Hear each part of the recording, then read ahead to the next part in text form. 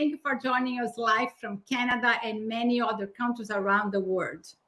Out of our deep respect for Indigenous peoples in Canada, we acknowledge that the Canadian Premature Babies Foundation is situated upon traditional territories of the Anishinaabe, the Haudenosaunee Confederacy, and the Wendat peoples. We also acknowledge that the land covered by Treaty 13 is held by the Mississaugas of the Credit First Nation.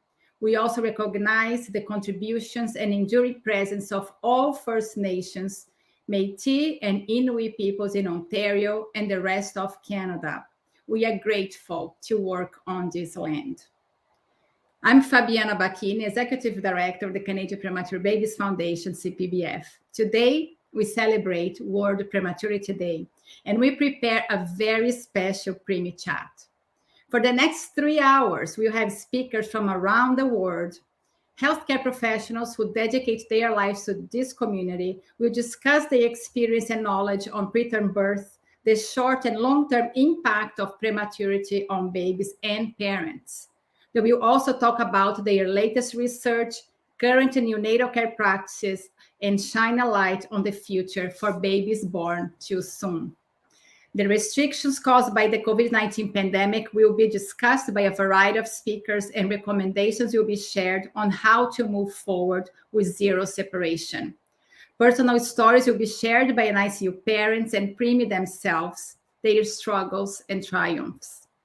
CPBF is presenting this special edition of the Premi Chats in collaboration with the Canadian Association of Neonatal Nurses, the Canadian Neonatal Network and EPIC, the Canadian Preterm Birth Network, and the Canadian Neonatal Follow-Up Network, the International Phi Care Committee, the European Foundation for the Care of Newborn Infants, EFCNI, and GLANS, the Global Alliance for Newborn Care. I also want to thank our presenting sponsor, AstraZeneca, and thanks Water Wipes and Medela Canada for their support. To all of you, thank you again for believing our vision of a brighter future for all premature babies and their families. And we are getting started with our first two guest speakers. Welcome, everyone. My name is Gabriel. I'm a surviving twin born at 26 weeks, and I'm 9 years old now. Hello, everyone. My name is Tessa. I was born at 28 weeks, and I'm 8 years old now. Today is World Prematurity Day. In Canada, 30,000 babies are born prematurely every year. That's 1 in 10 babies worldwide. We are joining forces and organizations in about 100 countries to raise awareness for the challenges of preterm birth, the risks of consequences faced by preemies and their families. Prematurity is the leading cause of infant death before the age of 5, and the leading cause of childhood disability. This year, the World Prematurity Day brings a strong message. Act now. Keep parents and babies born too soon together. And to talk more about this, here are our moms. You already met my mom, Fabiana Bacchini. And she will be joined by my mom, Leo Whitehead. She is a mother of 3, a literal dream come true for her. Mom's first baby, that's me, was born at 28 weeks, and we spent 10 weeks in the NICU together. Now she is the co-lead of the Parent Partner Program in the IWK NICU. Mom has an honors journalism degree and is passionate about what we say, how we say it, and healthy relationships. I hope you enjoy the show. Wow. And thank you, Leah, for joining me here today live from Halifax. Thank you for having me. It's an honor for me to be a part of this exciting day. Wow, Leah, look at this video, remembering our kids in the NICU, struggling to breathe, fighting for their lives. And today, seeing them here introducing us, it is a dream come true. It is really a reminder how important it is for all of us as parents to celebrate our children and their journeys. I would like us all also to take a moment to remember all the babies who did not survive and their families.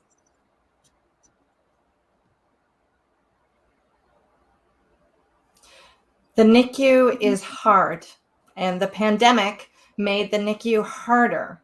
It has added an extra layer of stress for families due to the restrictions of parental presence at the bedside. As we know, because of COVID-19, neonatal units worldwide adopted strict safety measures that resulted in parents being separated from their newborns in the NICU. Studies have shown time and time again that separation between parents and their babies causes severe and long-term challenges for newborns and also affects parents' mental health in lasting ways. The Canadian Premature Babies Foundation is advocating for every parent's right to have unrestricted access to their babies in hospital, no matter where and when. We're going to hear a bit more of this in a minute, but first, let's get our day started. We have an awesome program lined up with families and speakers, and we also want you to stay tuned because we're going to have some giveaways coming up later in the program. So we ask that you put comments in the chat and questions because we're going to be drawing from those list of names. So stay tuned for that later on. And our next speaker is Silk Mather, the chairwoman and founder, let me bring her here, of EFCNI, the European Foundation for the Care of Newborn Infants. She'll talk about the global call on zero separation and the need to develop a long-term campaign to support parents of hospitalized newborns and healthcare professionals in the NICUs. Silk is the mother of surviving twin born at 25 weeks gestation, and she has published many articles related to maternal and newborn health. Her advocacy and tireless work is an inspiration to many of us leading parent organizations around the world. I'm honored to welcome you here today, Silk, live from Munich, Germany.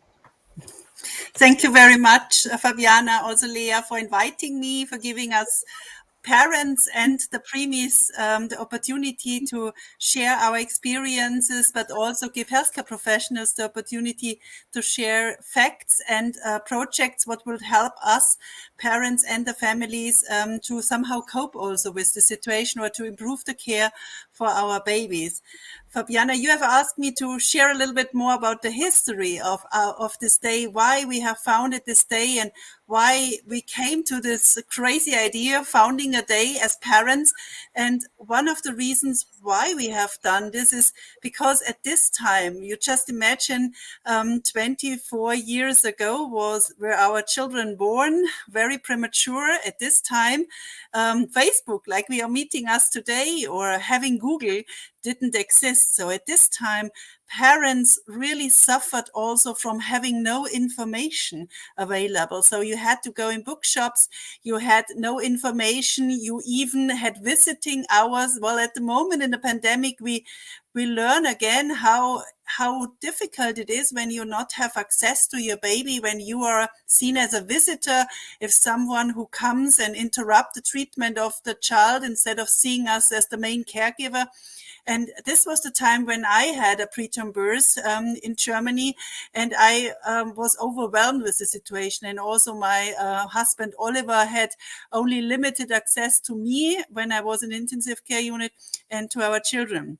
And when I was then joining the parent organization in Munich, we started first of having a website. Then I joined the parent organization in Germany, and we started with our first activities. And when we had the idea of founding EFCNI in 2007, came up the idea from a neonatologist, a young neonatologist, and a father who lost with his wife triplets after just 3 weeks, shortly before Christmas.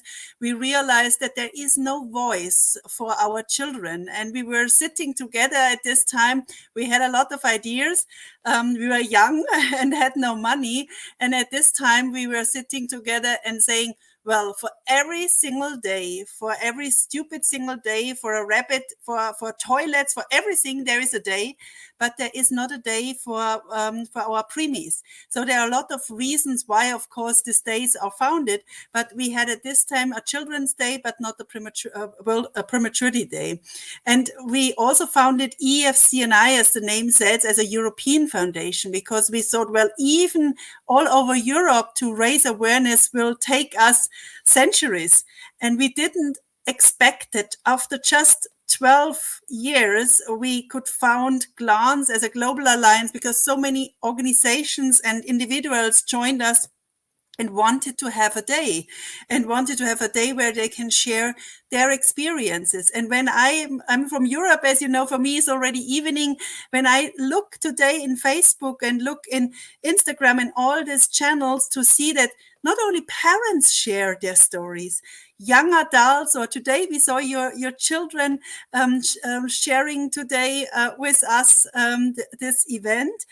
And then we can see that also young adults like my son have given a message today. Many of our parent organizations' children are young adults, and they share what they experience, even a long time after they were born premature. And so we started at this time in 2008 with this crazy idea.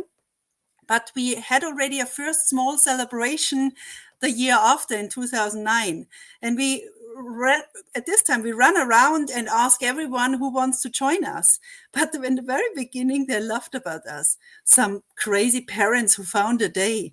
When in 2009 and 11, finally, organizations like March of Dimes joined, and the Australian parent organization or an African organization, more people looked at us and said, okay, there is a day. And then in 2012, after the Born Too Soon report was published, that every 10th baby is born premature, 15 million babies every year, and 1 million of them die because of having not the right access to care. The politicians woke up, and also a lot of stakeholders around the globe woke up. And what about prematurity? What is that? And how many babies are born premature every year? And still the number is raising of prematurity. And this is something where we could, in the end, knock on politicians' doors.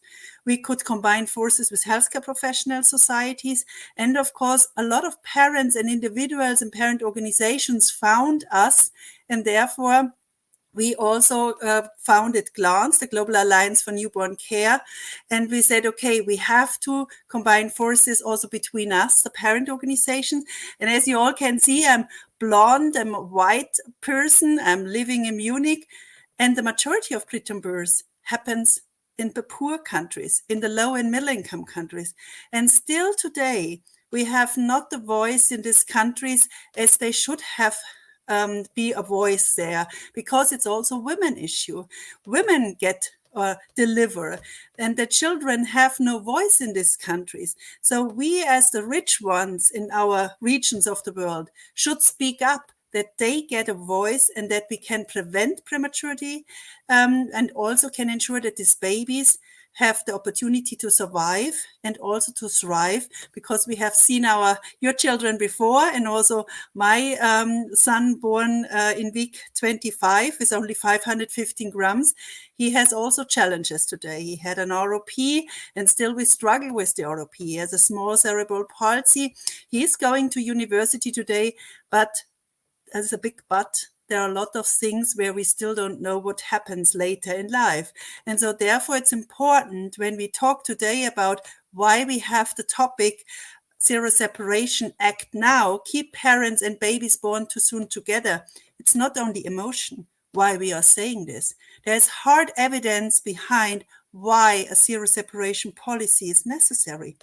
We know that we can reduce NEC, we can reduce BPD, we can in the end ensure a better outcome for the babies, the decrease of the length of stay in the hospital. We know that the mental health aspect for the parents is much better when the parents and the babies are staying together.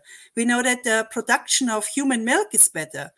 And therefore, there are so many facts tons of facts. And as I started my work 20 years ago with working for our children, they told me, Mrs. Marder, show me the facts, show me the figures, show me the evidence.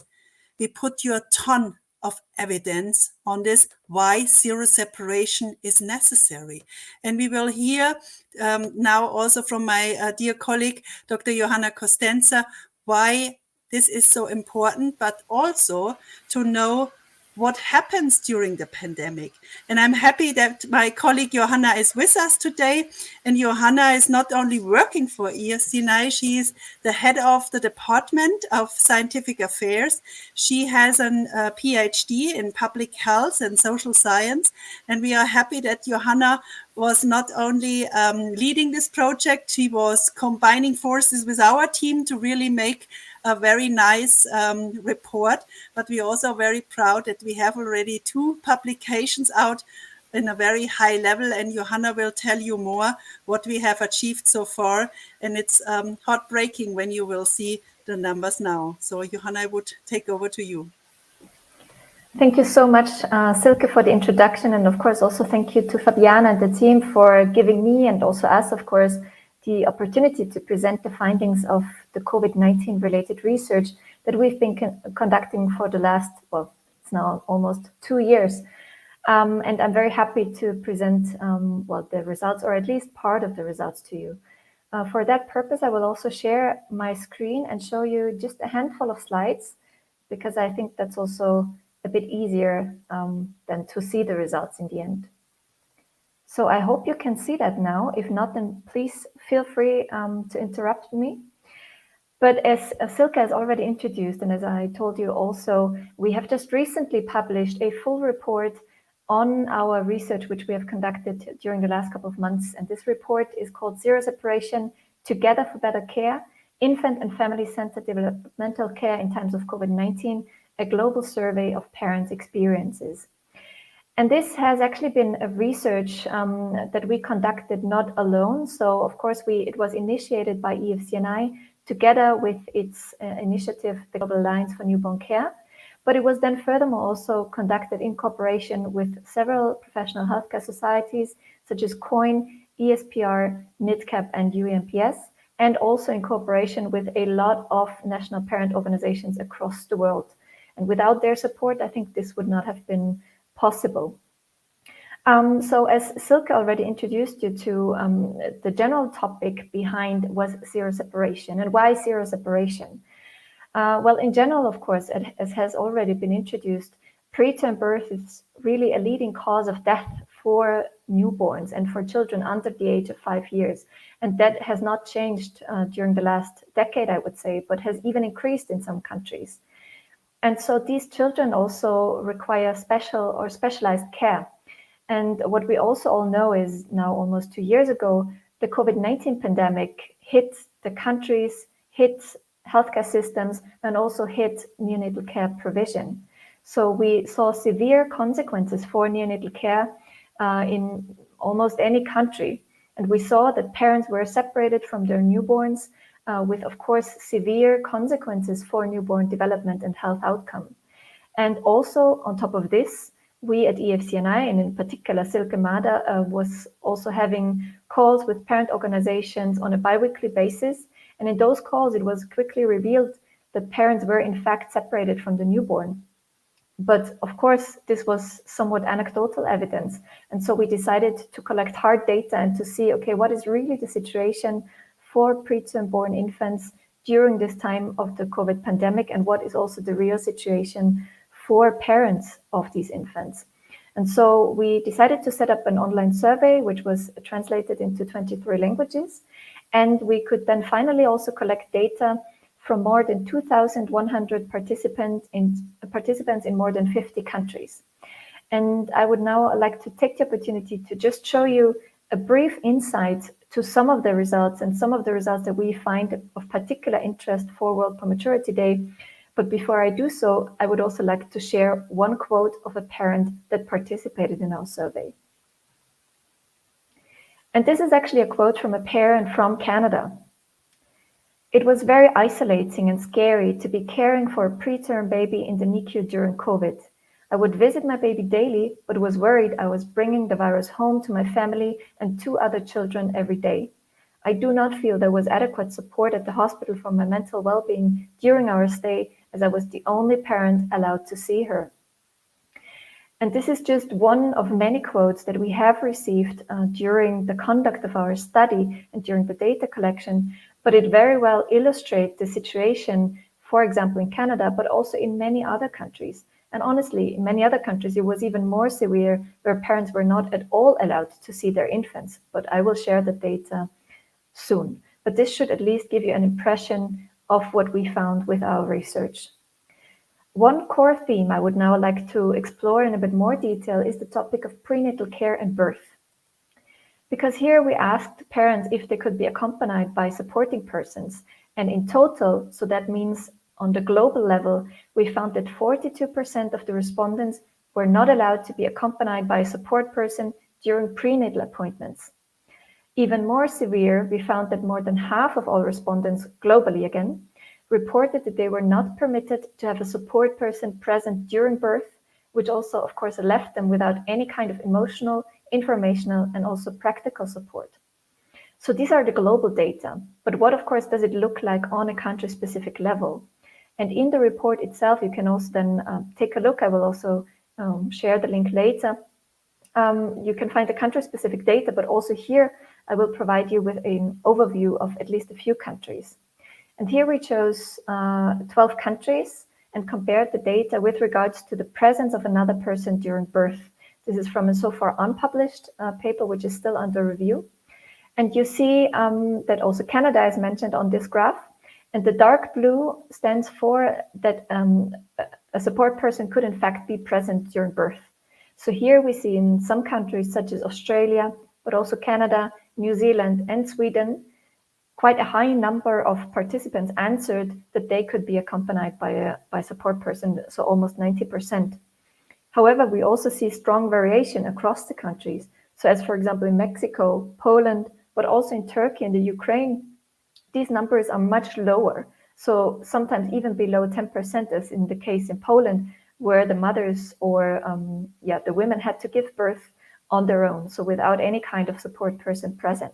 And of course, this also has implications for the mental health of the mother. If we go one step further and look into parental presence of the newborn at the NICU, then we also asked the question of who was actually allowed to be present with the newborn. And here, of course, we see that it was mainly the mother and the fathers or the partner. So, of course, the parents, so siblings, other family members and friends were mostly excluded from accessing or seeing the newborn. However, we also found out that in 21% of the cases, which is in fact 1 in 5 parents or newborns, no one was allowed to be present with the hospitalized infant. So this is, of course, a very high number, much too high. And also, on the other hand, if we look in more detail into the figures of who was allowed, we also see that only 74% of the mothers and only 56% of the father or partner were allowed to be present. And of course, what we would like to see here is 100%, not 74, not 56, but 100%, because parents are not only visitors, but also crucial caregivers and very important for the further development and health status of the infant.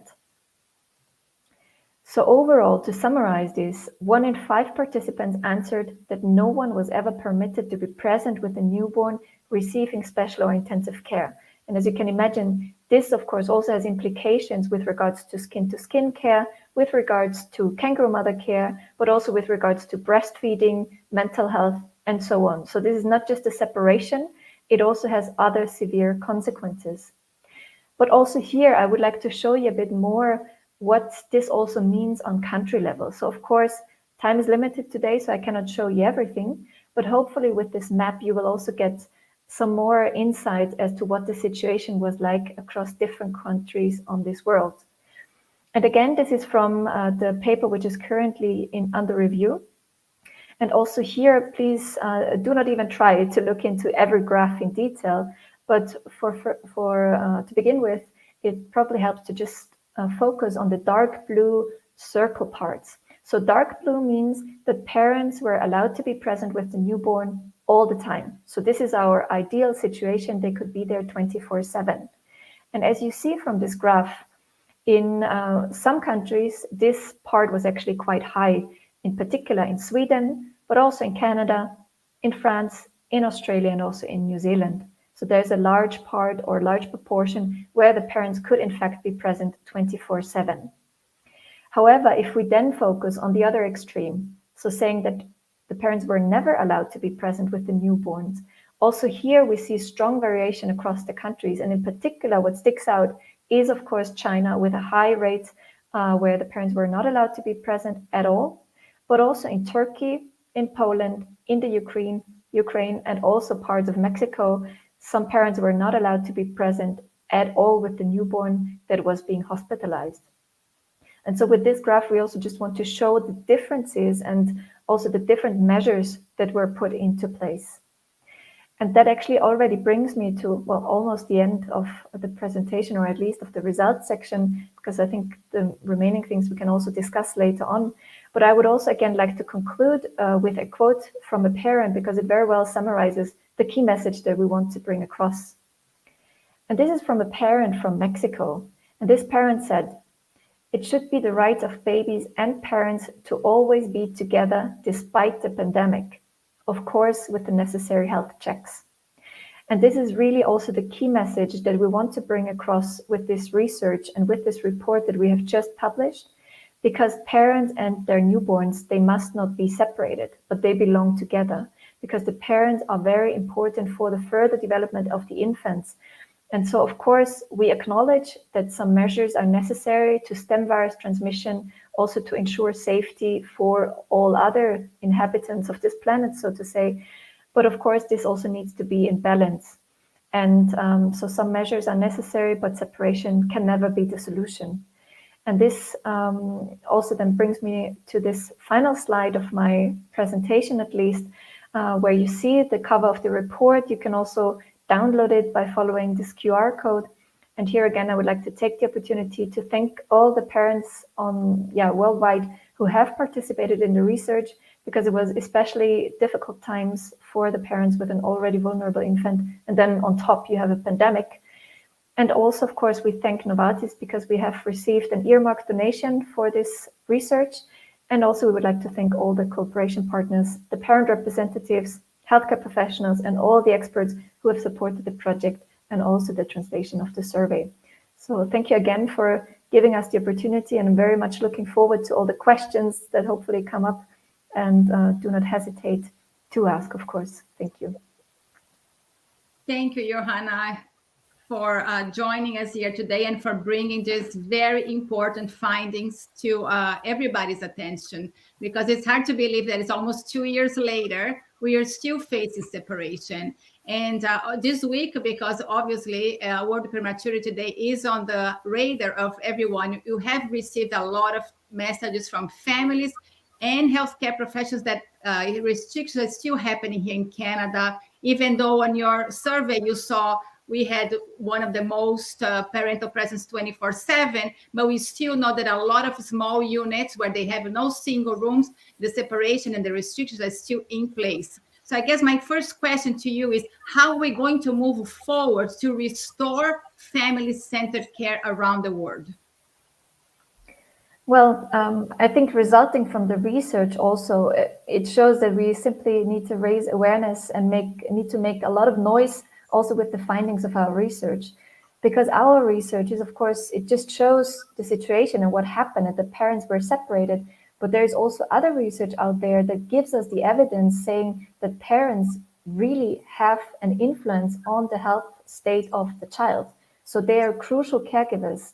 And for example, just to mention this one rather recent study by Minka saying that the benefits of providing kangaroo mother care far outweigh the relatively small risk of COVID infection in the NICU, then of course we also need to question whether we can really separate parents from their newborn.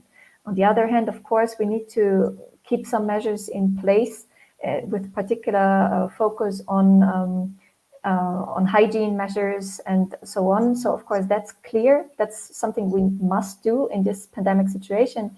But locking parents out is never the solution. And in our report, we have also developed a call to action for infant and family-centered developmental care, and also for the implementation of a family-friendly and a zero separation policy. And there also we outlined the specific factors that we need to pay attention to in order to restore infant and family-centered care where it in fact was also then abolished, so to say. Do you think this is showing us how globally we think of the importance of parents with their children, that the pandemic kind of created an avenue for people to kind of show where their priorities are? Is that what we're seeing? I think that's probably one part of the answer. So, of course, when there is a pandemic and it's an emergency situation, and also what we must acknowledge is that also healthcare professionals, policymakers, and everyone in the beginning especially was overwhelmed with this situation. So it was a new situation to everyone. And in a new situation, what we sometimes unfortunately do is panic. And then we panic and make irrational choices. And when that happens, then of course it's easy to make one step and say, okay, we just exclude everyone, because that of course reduces the risk of transmission. But also in a pandemic and in an emergency situation, we need to think one step further and then realize, okay, what does that actually lead to? What are the consequences of this separation? And so, I think in a pandemic and emergency situation, it's sometimes easy to forget about the evidence that is already there, because it's easier to just say, you stay out. But maybe Silke also, or I'm sure Silke also has an opinion on this part. Maybe you want to add something. Yes, for sure. What we really want to avoid is to see this black and white in this situation, because we know from many healthcare professionals who worked before in the infant family-centered developmental care community, they suffered as well, as they had to close finally the NICUs, and they had to tell the parents, or often the fathers, you cannot enter now for the next 10 weeks or even longer. And they know or knew that this is not, it's not healthy for the baby. And they had to follow regulations from governments, from hospital administration. And I guess this is something what we as parents also have to see. What we know in the meanwhile is that there is, of course, there are vaccines available. We know how to prevent in the end an infection. And this is something what we have to spread the message, that there is in general no reason anymore to exclude parents or to separate parents from the babies, because then the nurses and doctors also would need to be separated, because they also potentially are not vaccinated or have not enough access to hygiene measurements in some regions of the world. And as Johanna said, there is this publication out, and in the meanwhile several publications, they show how important it is to provide the support, and again to stress also the importance of human milk, because when you have not access to your baby, you will not produce the same amount of human milk as you would be there and have the baby on the chest. So there are a lot of facts and figures why this is so important. And to come back to the situation what was even before, I guess that is also, we have to go to each other and talk about it and show what are alternatives. Well, alternative is of course not a video, or is not a picture, or it's not having a handprint. That's something in the very beginning, when you have no opportunity, like we had last year in March and April and May. In the meanwhile, there is not really an excuse why you have no access to your baby. Even when you are not vaccinated, there are solutions to let the parents to the baby. But on the other side, the parents also have to accept that there are regulations they also have to follow. And we also have heard that parents go into the NICU having a positive test, but don't share this. And this is also something what we as parents have to ensure, that we go there only when we are negative, when we have the access to vaccination, and therefore it is a both way. There is not black and white. Absolutely. So I am sharing the link on comments for a direct link for the survey where people can download the full survey. I know the Lancet paper also came out this morning. So I want to thank you both, Silk and Johanna, for joining us here today on this beautiful day, World Prematurity Day. And I'm so grateful, Silk, that you walk this on this road and create this legacy for all of us in the world, and hopefully in the future families will have I'm not going to say easier experience, but a different experience than the ones you had and many families are experiencing right now. So we will continue to advocate for zero separation. And today, more than ever, is the day that we have to raise that flag to keep parents and babies together. So thank you, both of you. Thank you for having us, and also thank you to my team, to the whole team, because it was a work from many, many people in the team and the whole network. So without them, we would not be there. Thank you. Thank you. Thank you so much.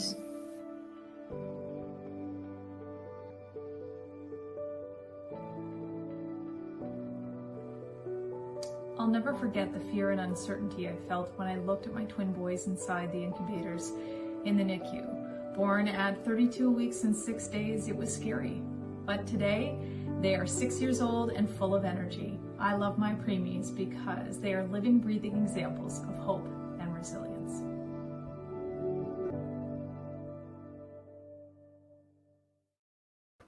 It is my privilege to introduce our next guest, who I get to work with every day at the IWK NICU.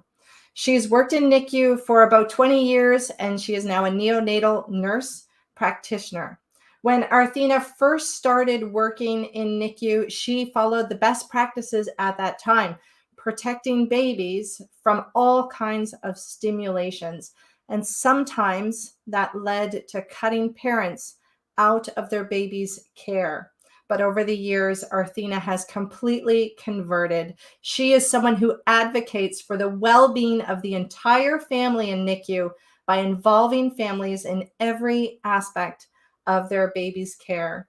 Thank you for joining us here today, Arthina. She's going to share with us involving parents in NICU, a nurse's perspective. Thank you, Leah. Thank you for inviting me to speak today. I'm honored to be a part of such a special day. A little bit about me. I am a mom of 3 wonderful boys, and I'm blessed to have found my dream job in the NICU as a neonatal nurse practitioner. This role in the NICU allows me to work with families and their babies, but also provides me with opportunities to affect change through policy and education. And I'm actually assisting with an orientation today. I'm teaching the STABLE program. This is a great opportunity for me to get to meet my newest colleagues before they actually start on the floor. And so they have a friendly and familiar face as they start their journey in the NICU with us.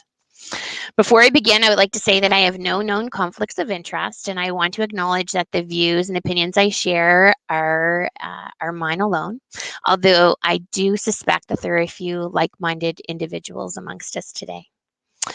When Leah asked me to speak today, she said I could either speak about my passion for building people up and encouraging healthy, positive relationships at work, or my passion for family-centered care.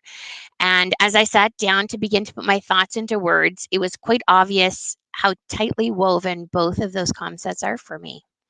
And so while I intend to talk mostly about communication and relationships in the NICU, you're likely to get a sense of how much I truly believe in family-centered care.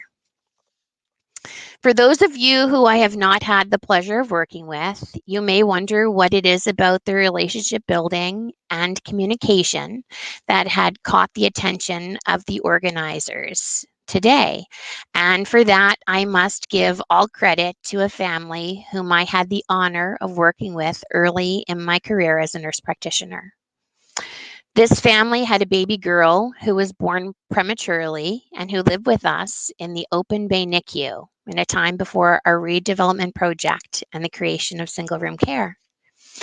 This family was blessed with an extremely preterm baby who had a multitude of complications, which required her to be a patient in the NICU for just over 4 months. And over that time, the little girl changed sites within the unit. She started out in Site E and then being transferred to a window site, which was on the other end of the NICU. This allowed them to experience rounds at both the beginning and the end of our rounding time, as we would typically start rounds at Site A and finish with Site Z. One day, they half-jokingly suggested that we do a cheer at the beginning of rounds to see if our energy levels would be higher by the end of rounds. And as I explored this more with them, they admitted to noticing a difference in how the team engaged at the end of rounds compared to at the beginning when they were in Site E. It made sense. Rounds could have been going on for 2 to 3 hours by the time we would have reached them. And so we were unlikely to have that same level of energy as we had at the beginning. And so the very next day, when all of the healthcare professionals came together in the huddle prior to rounds, I attempted to lead a cheer. I wish I could say it went well. It was a mixed bag of responses in that room. Some people folded their arms and refused to participate. Others, like me, were ecstatic to begin the day with such a positive practice. We would leave that room and laugh and smile all the way down the hall to begin our rounds. And I noticed that the smiles persisted long after that cheer. Best of all, the family, who I did try to keep anonymous through this process, also noticed a difference in our demeanor by the time we got to them. Over the course of a few weeks, the number of people refusing to participate slowly dwindled, but there were still those who were against the cheer, and so I tried out other ways to boost morale in huddle. High fives. That was less successful than the cheer. Cute jokes, inspirational quotes, single word Arabic lessons, and they were amongst the things that I tried with varying degrees of success. I think some days people got more joy from my feeble attempts to brighten the day than they did the quote I used or the uplifting story I told. But the end result was still the same. Our day started out better, and these small moments of joy were sometimes what got me through some very tough days. I continue with these small moments of positivity whenever I'm on service and I'm able to join huddle. I encourage other people to step up and share words that they find inspiring. 2 weeks ago, I was called out for using the same quote twice. Most likely it was, "Be the change you want to see in others." It is one of my favorites. I was definitely not upset about my error being noticed. I was just so happy that somebody was paying attention to what I was saying. That one brave family who felt comfortable enough to share their observations about other members of the care team has impacted the lives of so many long after they left. I wish I could say that I have always appreciated the insight and knowledge of families, but that would not be truthful. I have learned and changed so much since I first started working in the NICU that it's actually embarrassing to think about my beginning, let alone admit that I was that person. I started working in the NICU in 2002 as a grad nurse, and I was just as passionate and excited then as I am today to help the babies and the families in my care. However, back then I wanted to be the voice that the babies didn't have. I had heard many times over about how it was the nurses who were at the bedside day in and day out, who would be the ones to notice the subtle changes and report them to the medical staff so that those changes could be acted on early. Back then, I thought it was my responsibility to ensure that clinicians and families did not wake the babies between their checks. I cringe now, thinking about my righteous self, protecting the tiny babies from their families and the germs that I was sure they didn't know how to wash from their hands.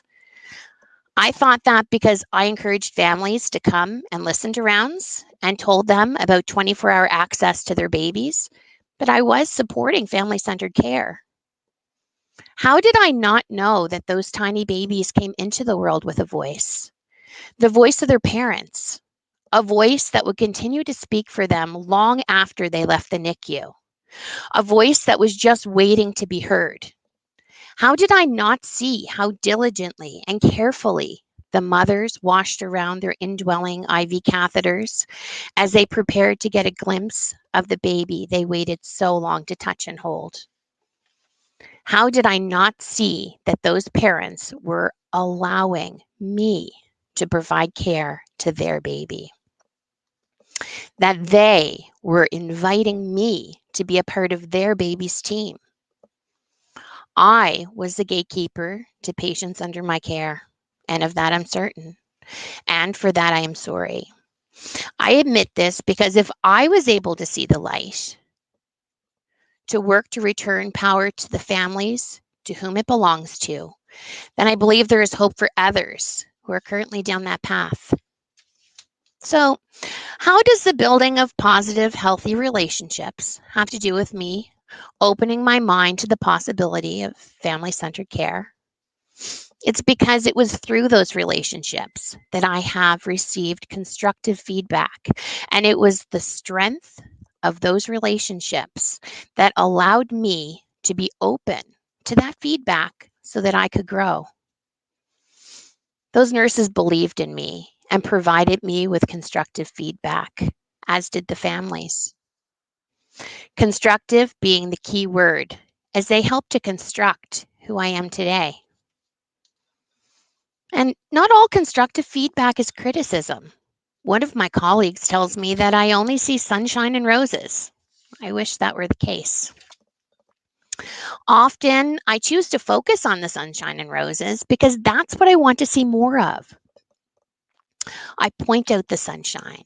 I try to acknowledge the extra effort I see when a nurse that a nurse makes to ensure that a family felt safe and supported during their first skin-to-skin cuddle by talking through step by step with them exactly what would happen. She did this even though she had a dozen other things she could have been doing. Or the blood work done during skin-to-skin, which put things off schedule, but was so beneficial for the baby. So much so that the baby hardly noticed the heel poke. Taking the time to acknowledge the good is so important. I need them to know that their hard work is noticed and that what they do does make a difference. And I think it does encourage them to continue that behavior. I also believe that it acts as a bit of a buffer for the constructive feedback that will likely be necessary at some point in their career. No one is perfect, and mistakes are inevitable. It's necessary to address concerning behaviors, but it's easy to see how it would be discouraging if the only time someone talked to you about the care you provide was to point out your faults. If that same person had already made the effort to notice the good you were doing and to acknowledge it, then I feel that constructive feedback might be better received. This applies to all of our colleagues and the families. It feels nice to hear that as a parent, you're really good at reading your baby's cues.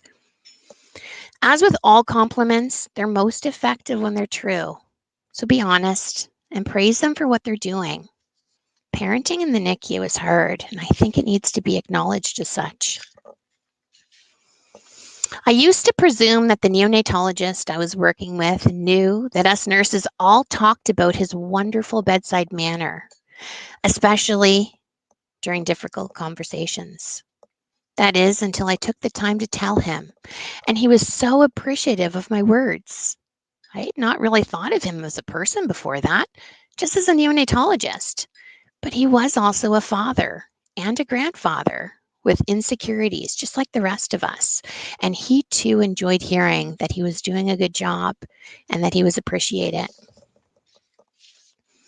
I have heard before that healthcare professionals will sometimes dehumanize our work to make it more palpable, to help us survive, to protect our hearts. We're known for compartmentalizing, and I think that sometimes it's what we do with each other. She's a pharmacist, resident, doctor, nurse, cleaner, manager. We use those terms instead of, hey, that's Carly, Amna, Satvinder, Megan, Curtis, Tanya. They're not just job titles, they're people. and they have families and lives and struggles and celebrations. We're all someone outside of the walls of the NICU. This is just one part of us. It doesn't define us. Some of what I tried to do is to stop that compartmentalizing by helping us to recognize that we are all just people. No one shows up trying to do a bad job. And if they're struggling, take the time to find out why. A little goes a long way. Many years ago, Dr. McMillan and I had just finished a family meeting, and we're walking down the hallway when he turned to me and said, "If I was a preterm baby and could only choose one thing, do you know what I would choose?" I was racking my brain to think of what he would choose. Steroids to help his lungs and brain and belly. Maybe to be free of intraventricular hemorrhage. No infection? He said none of those things. He looked at me and he said, "I would choose great parents. They're truly who make the most difference in the lives of these babies." Arthena, thank you so much. I have to You're say, welcome. you showed us your heart in this. I was getting emotional because it was very beautiful. Thank you so much. I know that you will continue to build strong and healthy relationships in NICU as you continue your great work as one of our NNPs. Thank you so much. You're welcome. Thank you, Artina.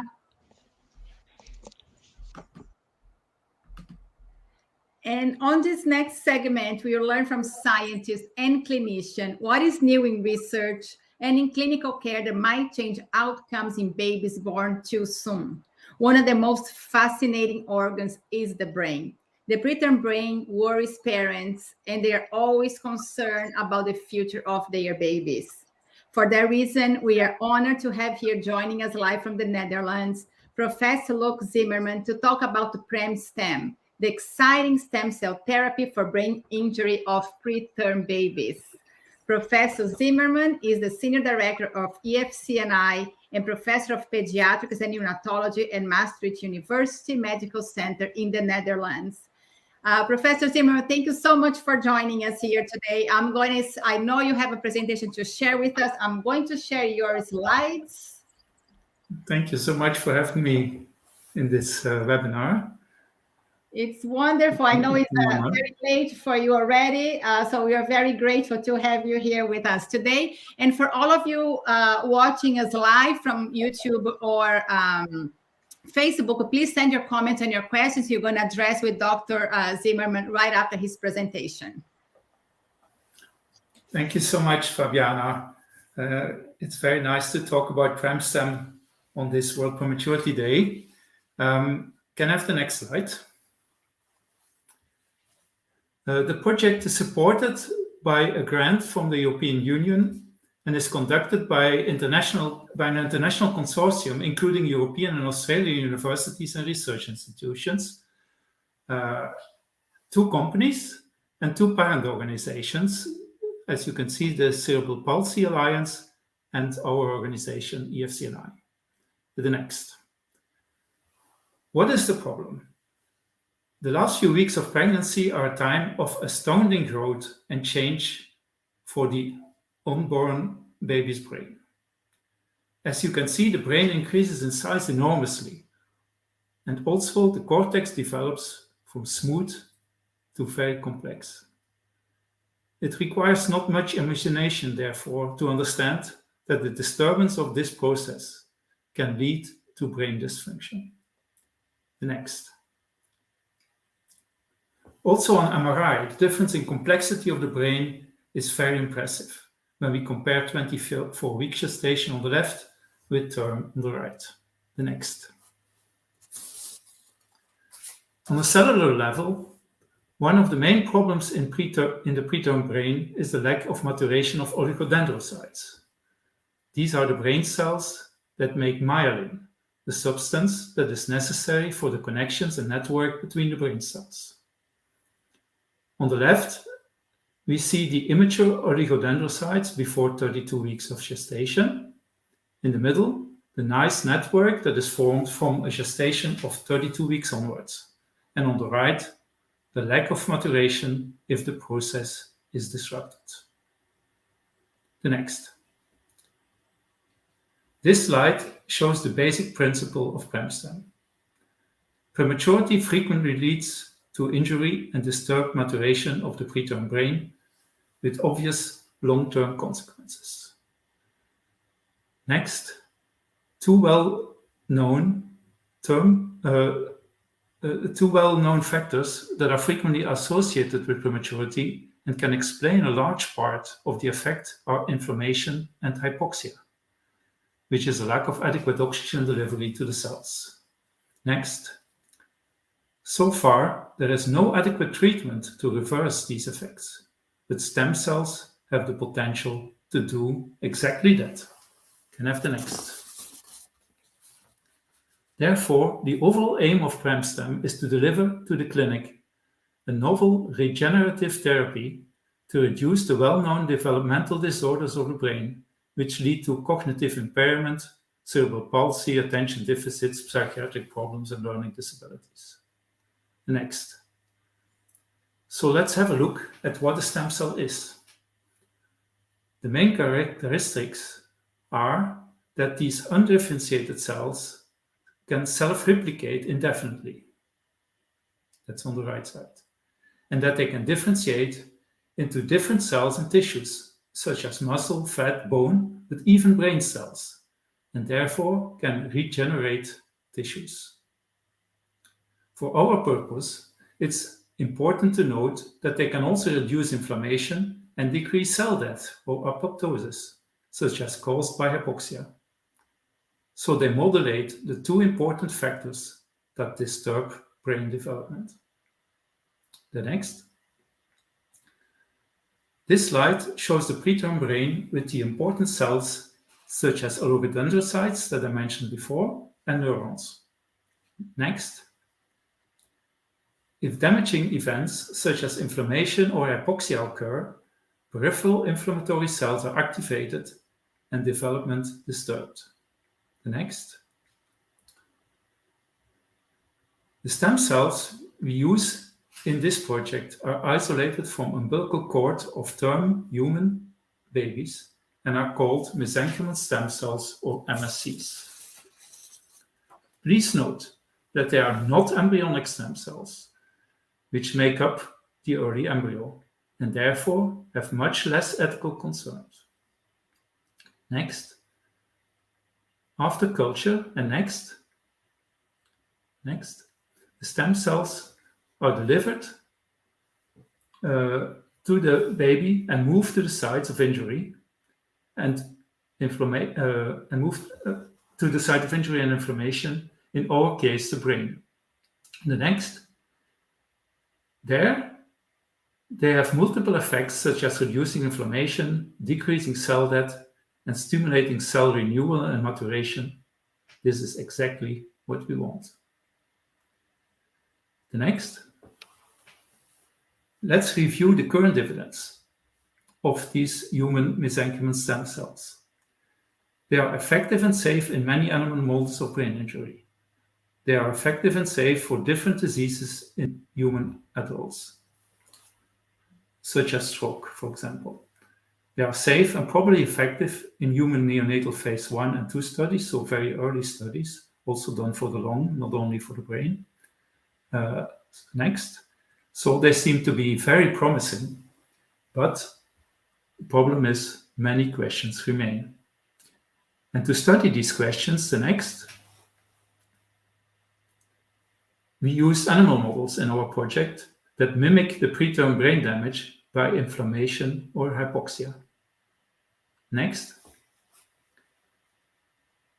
we study the open questions, such as when we should give the stem cells for optimal effect, immediately after injury, somewhat later, or even way later during the recovery phase. Next. What is the optimal dose? How many cells should we give? Next. And how do we best deliver the cells?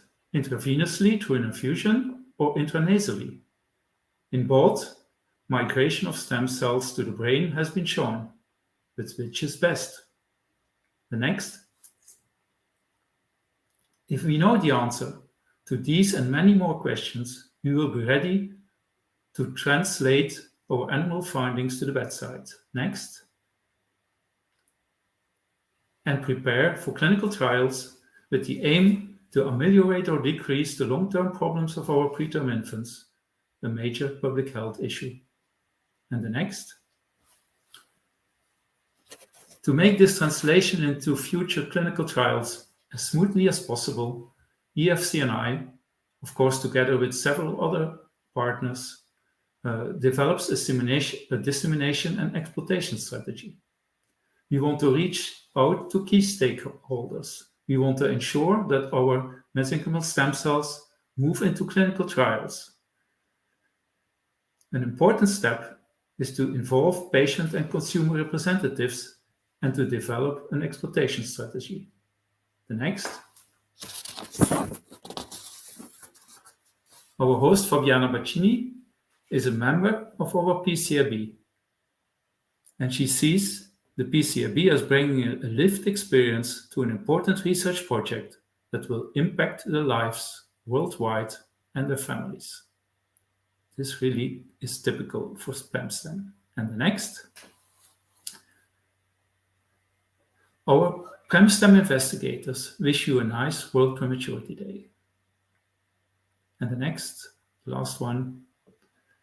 You find more information on our website and social media, and thank you very much. Professor Zimmerman, thank you so much for joining us here today to really shine a light in the future for our babies. Obviously, as a mother of a child who has a brain injury, has cerebral palsy, looking at this research and see what is in the future for the families is really, really exciting. So obviously, we know it's going to take a while to go into clinical trials, but how many years are we talking about? The project is 4 years, and we started in the beginning of last year. So we are looking at let's say 2.5 more years, and we hope that we can start clinical trials soon after that. The project is developing quite well, although there was a little bit delay with the COVID situation because experiments could not be done as planned. But we are sure we can make it. So I have a question because I am on this committee, as you mentioned. There's many parents involved and also adults who are born prematurely, also part of this committee. My question to you is for the parents listening to us today, is the plan to do the infusion of the stem cells prior to the injury, or are you going to see the injury first and then plan to do this work with the stem cells? Yeah, that's part of our project, actually, to see this timing, to see if you can recover after the injury occurred or if you have to do it early in the life course. So maybe you should do it preventively, let's say soon after birth, or maybe after a few days, or maybe after you clearly see injury. But as I explained in the presentation, it's not really like only injury. It's really like a developmental delay and problem and disturbance of development. So you can only note it later that it really was disturbed. So you should probably act soon enough to prevent, let's say, the disturbed maturation and the disturbed development. So it's not just like an injury. Of course, intraventricular hemorrhage or real damage by asphyxia can occur. But the main problem and the most difficult problem actually is the disturbance of the maturation of the brain itself. Great. We got this question online. It is from Carrie Custor.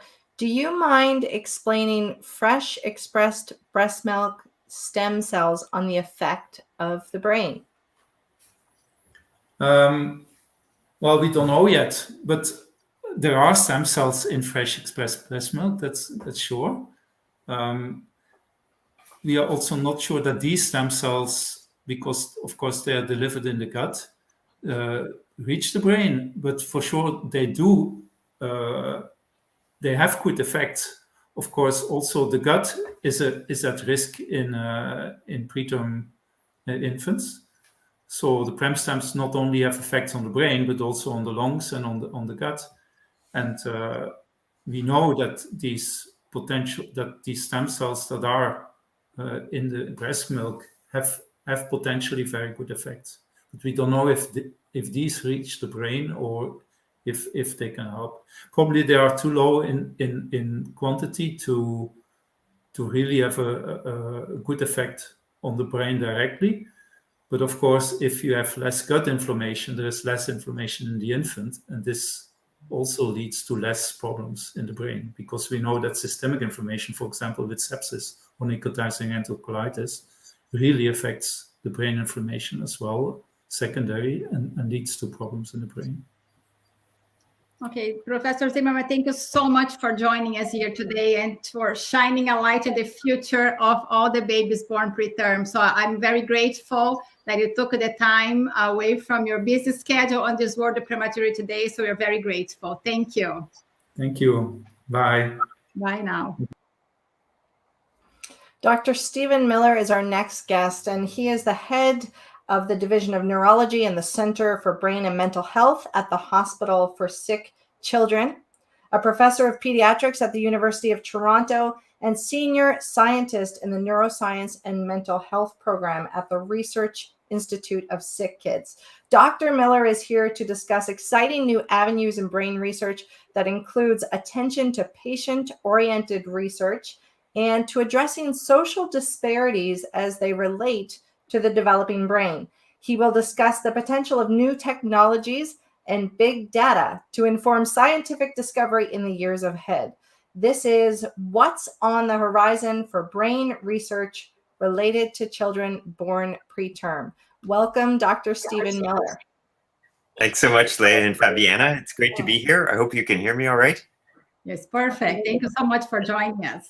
And I really am grateful that you put the brain on the horizons for World Prematurity Day. I think you could tell that this is a clinical service day. And so a lot of what we're going to talk about over the next few minutes have really been front and center as I've been at work in the hospital today. So our brains make us who we are, right? Billions of neurons that make trillions of connections. And we've known for a long time that a healthy brain, starting in babies, especially for preterm babies, is foundational to lifelong development and lifelong mental health. And we know far less, though, about how our experiences influence these brain mechanisms, these connections between these billions of neurons. You know, how these experiences influence the neuromechanisms that support optimal lifelong brain health. And you know, I think until the last few decades, this has really limited our ability to develop more effective interventions to promote brain health in babies born preterm. And just over my career over the last few decades, it's been amazing to see how neuroscience is really beginning to shed light on the intricate connections between the brain, environment, and experience. And in doing that, offering, you know, new targets for therapies, but also new ways of thinking about how we support brain health, and inclusive in that mental health, you know, all together.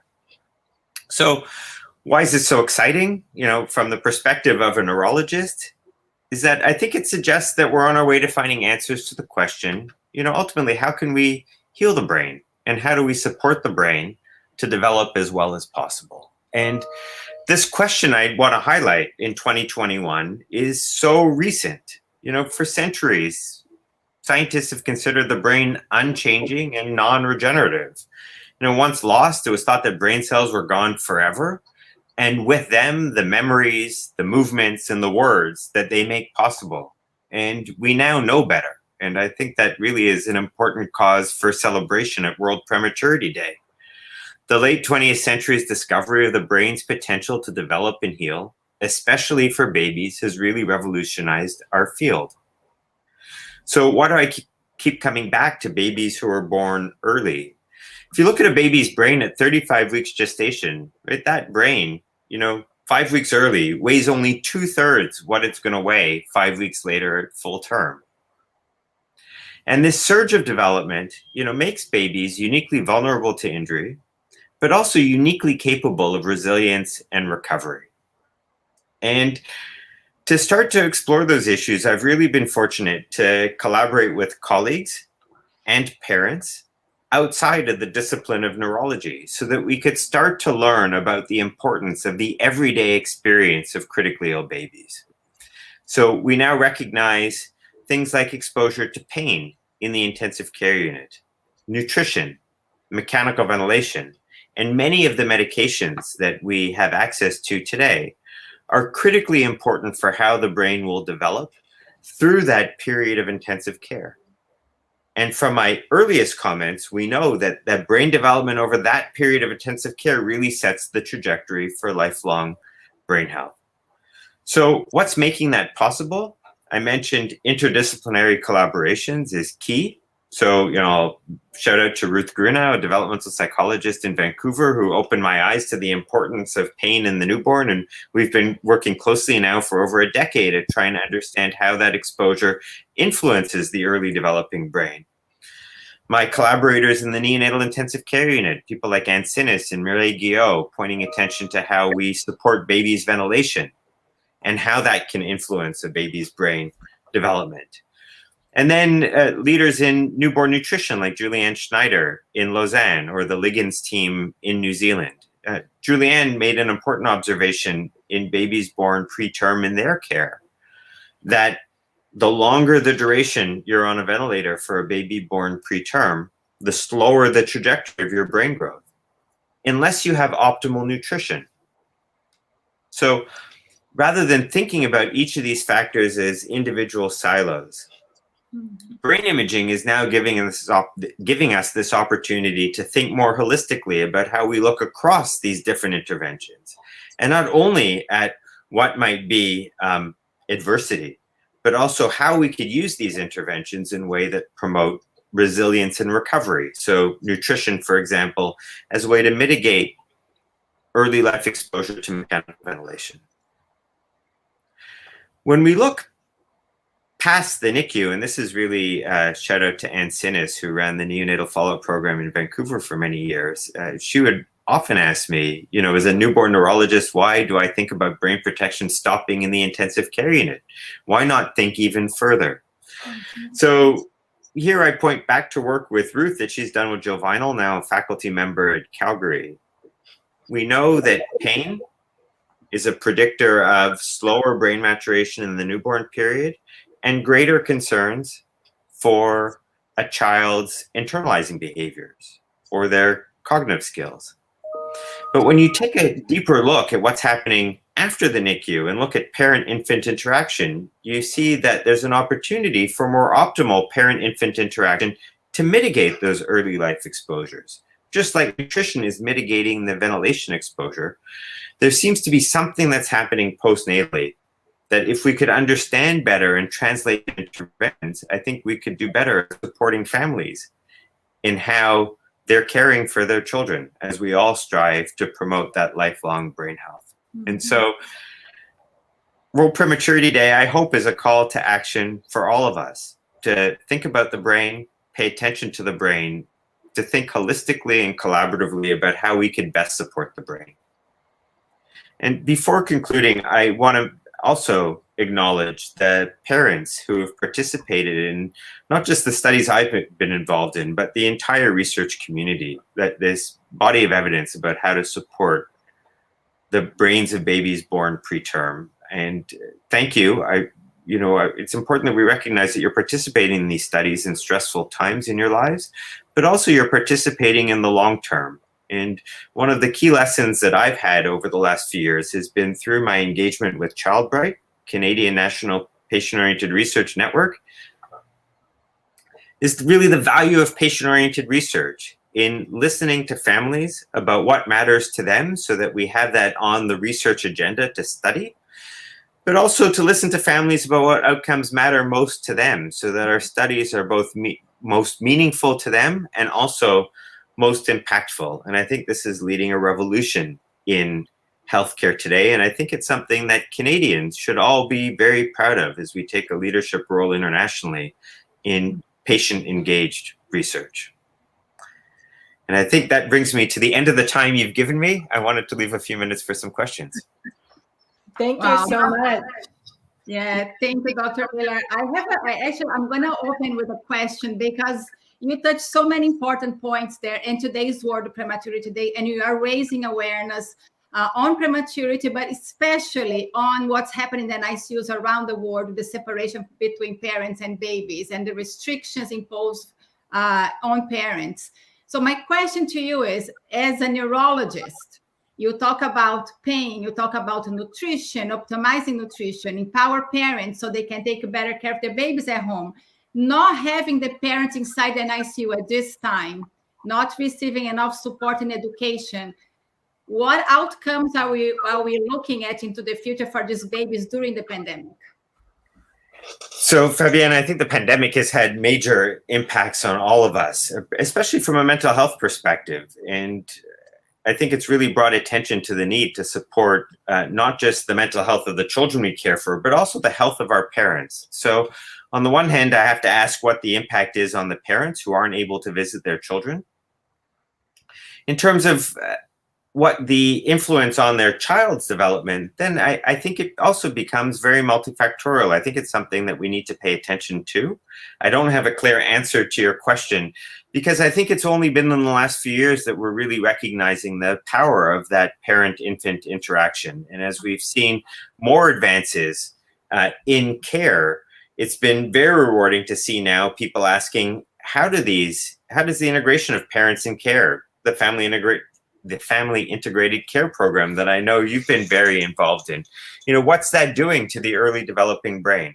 So, well, I think we have to be careful about the restrictions in place for good reason to prevent infections and prevent the spread of COVID.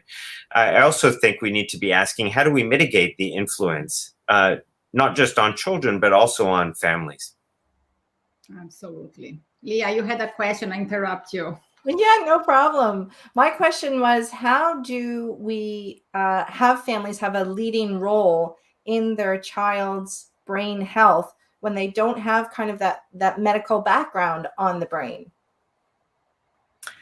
So, Leah, there's a few answers to that. The first is, I'm a big believer in engagement, and I've learned a lot from families who have been ready to engage. And I think that the healthcare community and the research community is now far more open to engagement than I had seen very early in my career. And so I think expressing interest in engaging is really key, because there's now a community that wants to learn from each other. So expressing that, and then I'm going to come back to the childbright.ca becomes another very helpful avenue, I think, to start engaging in the research aspect of this. There are blog posts and tools to help and support families who are just looking for an opportunity to start on that path.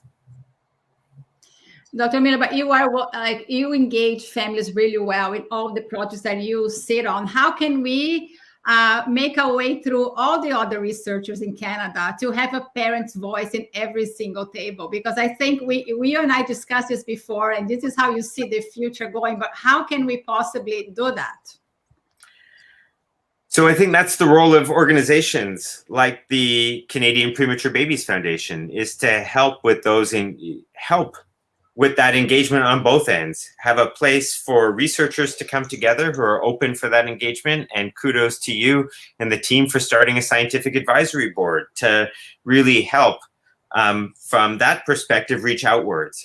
And then we also have national networks like ChildBright who can help also reach the other way for authentic citizen engagement. And just think of how recent these conversations have been. Right, this hasn't even been 10 years, and I've learned a lot from Frank Gavin, who's been one of the leading parent partners at the start of ChildBright, and he says it's time to go from network to movement. And I hope that this conversation is just one other small step forward in that pathway, so that this becomes a movement. Absolutely. Dr. Miller, thank you so much for joining us here today. Always a pleasure to have you, to learn from you. We're very grateful. Thanks so much for having me. Great to see you.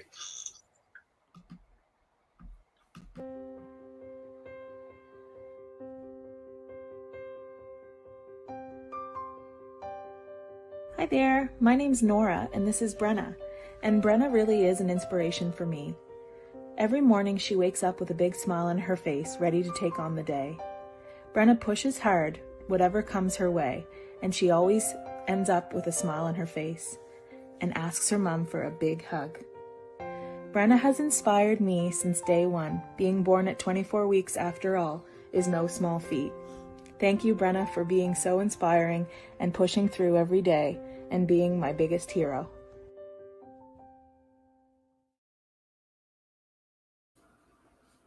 Survival of extremely preterm infants has increased over the past years, with the greatest advance in infants born between 22 to 24 weeks gestation. Last week in the news, a baby born at 21 weeks plus 1 day bet all the odds and after 9 months was discharged to home. And I understand that our next speaker discharged home a 21-weeker plus 2 days just a few months ago. Dr. Patrick McNamara is going to discuss routine care target neonatal echocardiography, which is performed in his hospital. And I'm going to bring him live here to our screen. Dr. Patrick McNamara, who is a neonatologist, director of the Division of Neonatology and vice chair for inpatient acute care at the University of Iowa Stead Family Children's Hospital and professor of pediatrics and internal medicine.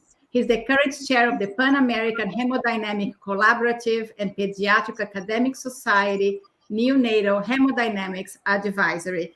Dr. McNamara, thank you so much for joining us live today from Iowa. I can see your purple shirt. I'm so grateful that you are joining us here today on World Prematurity Day. Thank you, Fabiana. Thank you, Leah. It's an absolute privilege and honor to share this experience and be part of this day. What do I want people to learn from me? And I think at the most core level is the concept that we can provide care, but actually what we want to provide is the best care. And to provide the best care, you need to have the most optimal information and be able to use that information dynamically. And I have the privilege of working at a center which has exceptional outcomes for infants at the limits of viability. Obviously, the birth of the field of hemodynamics really actually happened in Toronto when I was at SickKids back kind of between 2003 and 2006. But for people listening today, what is hemodynamics or what is targeted neonatal echo? So basically, it is the use of comprehensive bedside cardiac imaging by neonatologists who have completed at least one additional year of training, and they use that tool to help better understand what is wrong with the patient. Now, it's interesting that we're only talking about this today in the year 2021. One would think that the heart was intricately important to enhancing outcomes and survival for tiny babies. And when you think about what we're actually doing is assessing physiology and assessing and understanding physiology within a critically ill patient. Neonatology at its birth was a physiology-based specialty. If you go back, we grew out of obstetrics, anesthesia, and whilst there was some emphasis on the heart, most of the early research was focused on nutrition and lung care. And these are very important things and have really contributed to a substantial enhancement in survival over the last 40 years. But if you actually look at practice from a cardiovascular care perspective, we really have three problems. One, most people interpret what's wrong based on symptoms, and they make extrapolated guesses as to what they think the problem is. And that's led to, I would say, very imprecise care, the use of therapies in a very non-judicious manner. And it's because people don't have the right information available to us. Now, echo is available. It's available pretty much in most programs. However, the tool is very much driven by pediatric cardiologists who, as their journey has happened over the last 20, 30 years, the focus has been very much congenital heart disease, which is very important. But the emphasis on the preterm baby in particular has been neglected. And over the last 20 years, there's been certainly an increasing growth in the number of neonatologists who are interested in better understanding this high-risk patient population. The final, I would say almost the nail in the coffin, is that neonatology took a major paradigm shift in the mid-90s to the 2000s, where evidence-based medicine really became part of what we did. And whilst that's important, when it comes to understanding cardiovascular therapies, we really had not done sufficient homework in understanding the problems that we face with. So there were many, many studies and trials conducted based on a very superficial way of thinking of the cardiovascular system, which has led to, when you go across NICUs across the world, there's a lot of controversy. And most of that controversy emanates from the fact that we actually don't understand what the problem is, who are the patients at risk of the problem, and what drugs make most sense. Now, my personal journey actually started off in the UK, and I had the real pleasure and benefit of working with some very supportive cardiologists who allowed me to develop the skill.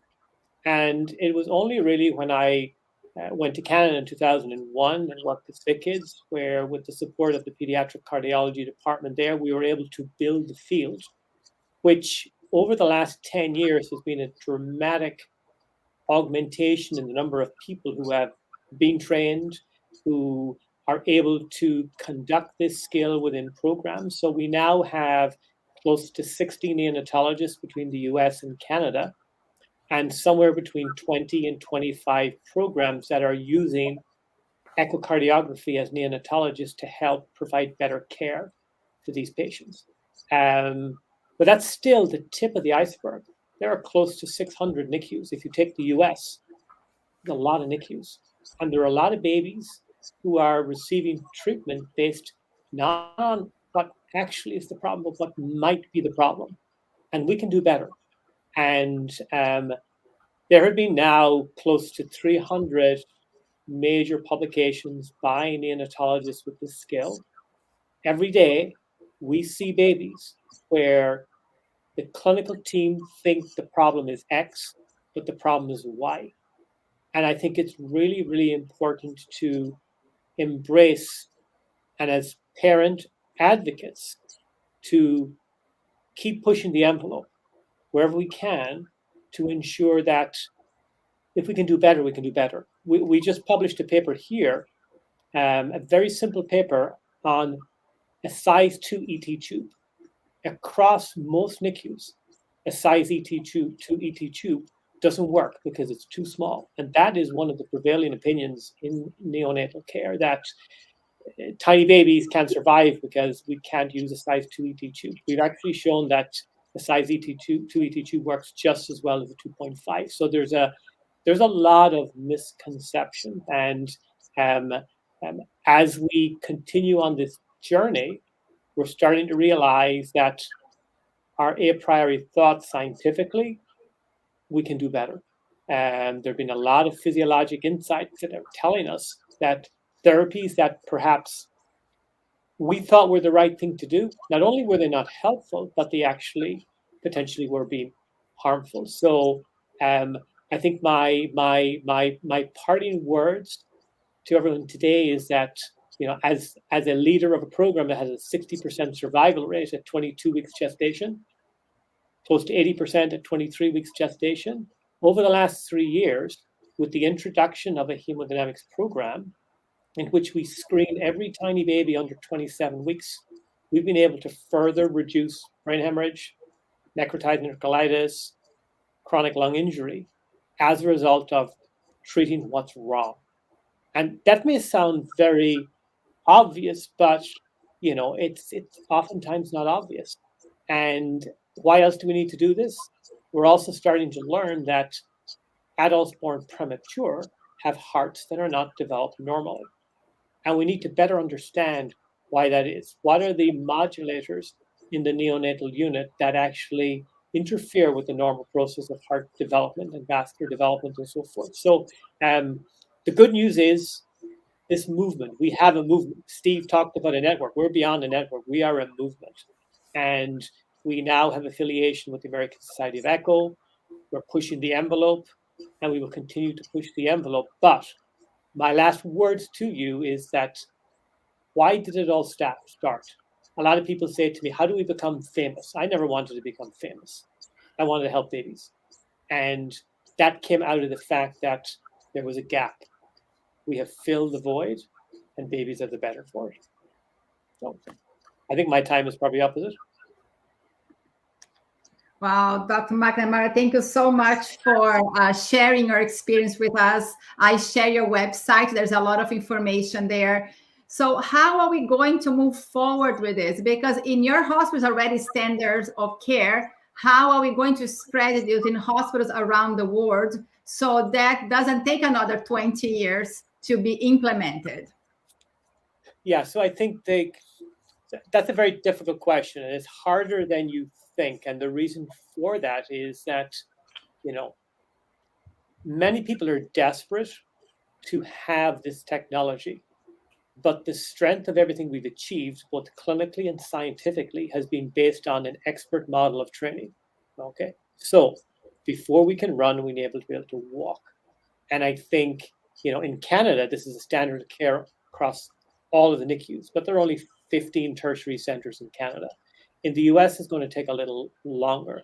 Slow, thoughtful adoption is the way to success, because equally, in the wrong hands, ultrasound can be dangerous. So if people are not adequately trained, they may misinterpret, they may make mistakes, and that's equally a concern. So I don't think it's going to take 20 years.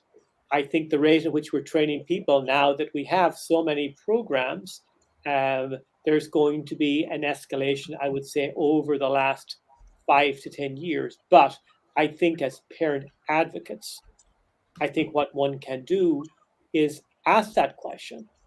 Is there a plan to move towards neonatologist-led cardiovascular care? It is the right thing to do. It troubles me how far we've moved away from physiology as a specialty. And if we're to help the brain, you're not going to be able to help the brain if you don't have good blood supply to the brain. And that requires the heart to be working effectively and well. And we're starting to learn the lesson that the heart is an important modulator of many of these outcomes. So I think the answer to the question is, we need your support. This will happen. It's going to happen. When I first talked about this in the US, coming from Toronto in 2004, I was told, this is fantastic. This is great. It will never happen in the US because the cardiologist will not allow it to happen. That should never be the case. Nothing should get in the way of progression, and particularly patient care. It is happening. Well, so I think my next question is, because I go to a lot of, pre-COVID, I used to go to a lot of conferences, and there was a lot of conversation around viability age. And you defy all the odds in your hospital. And we heard on the news last week, the baby 21 weeks and 1 day going home. And obviously, as a parent, this is what we want to see. Obviously, if somebody said to me, we want to resuscitate your baby at 20 weeks, 21 weeks, absolutely yes. Everybody's going to have a different opinion, but also the medical community they all have different opinions. So how do you mitigate that? But also, how do you mitigate adverse outcomes in the future for these extreme preterm babies? So that's a great question, Fabiana. I'm going to share with you a comment. So we have a faculty member from the University of Florida that's training with us in hemodynamics, and she comes from a center where they don't have a strong, aggressive approach for tiny babies, but she attended the delivery resuscitation of a very sick 22-weeker, and she was blown away from the perspective that this was no different to a full-term baby. The emphasis, the philosophy, the culture, the ethos was exactly the same. And I think that's the first step, is that if you want to move towards the best possible outcomes, the culture needs to embrace it. Mm-hmm. And it needs everybody from nursing to the allied healthcare professionals to obstetrics to say, we are going to do this. And I think that, to me, is coming from Toronto to here was the major paradigm shift, was that everybody was on board.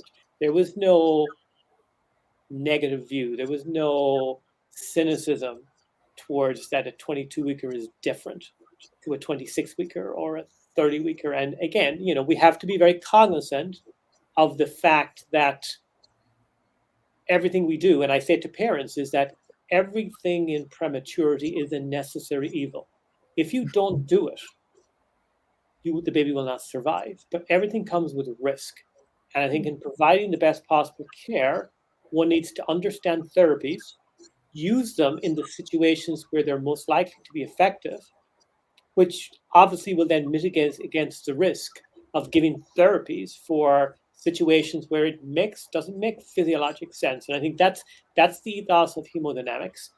Our approach to respiratory care, nutrition, and so forth has a very, very similar ethos. So I think if you get that culture right and you integrate precision-based care all across the board, one is likely to positively impact those outcomes. But again, my plea to everyone is that we need to, as a neonatal field, one, embrace subspecialization, but two, recognize that follow-up is not just neurodevelopmental follow-up.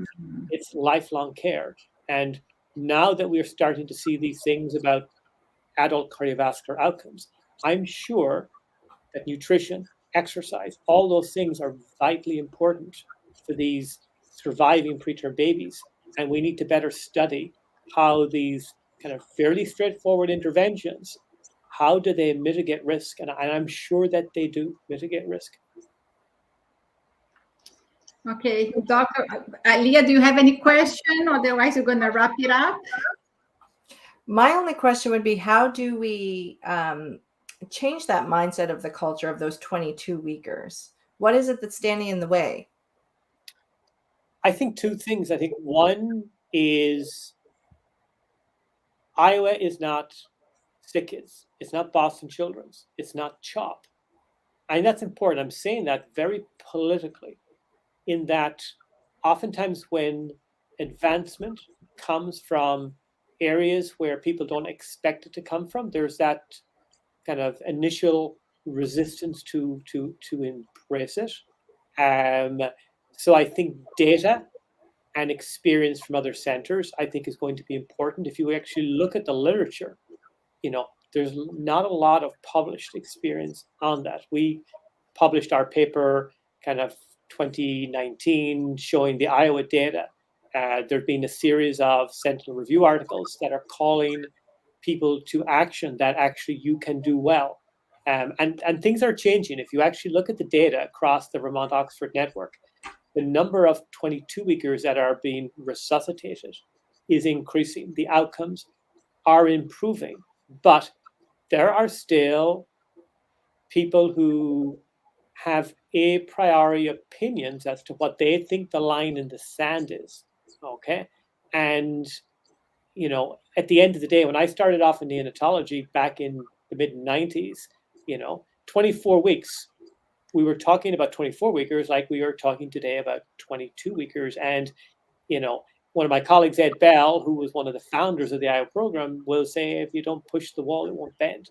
And at the end of the day, if that's our desire, is to, again, my words, not provide care, provide the best care. And I think that is going to be the secret to further changing the field. That is a beautiful end to your presentation, Dr. McNamara. Thank you so much for joining us. And I congratulate you on behalf of all the parents for the extraordinary work you are doing to change the future for our babies. So thank you so much. And I hope you have a wonderful World Prematurity Day in Iowa. Thank you. Thank you, guys. And again, my last comment is I'm just the voice. I'm the voice for many, many amazing people that do this work here. So it's a privilege to lead this program. Thank you. Okay. Thank you. Our next guest is Dr. Douglas Campbell. He is currently the director of the Neonatal Intensive Care Unit and Deputy Chief of Pediatrics at St. Michael's Hospital. He's here today with some incredibly interesting research. It's called A New Way to Help Babies Breathe. Hope is on the way. Dr. Campbell is presenting his ongoing investigation into a new way of breathing support for babies born prematurely. And you won't believe it. I didn't even believe it until I saw it. As NICU parents, most of us are familiar with CPAP. Our babies do not like wearing CPAP. It covers their face. Parents don't like to see their babies wearing CPAP because they can't actually see them. But Dr. Campbell is exploring the use of a vest that fits around the lower chest and abdomen. He's going to share now about the anticipated potential benefits for babies' neurodevelopment, their mouth muscle capabilities, and of course, parents' ability to bond better because they get to see their babies' faces. Welcome, Dr. Campbell.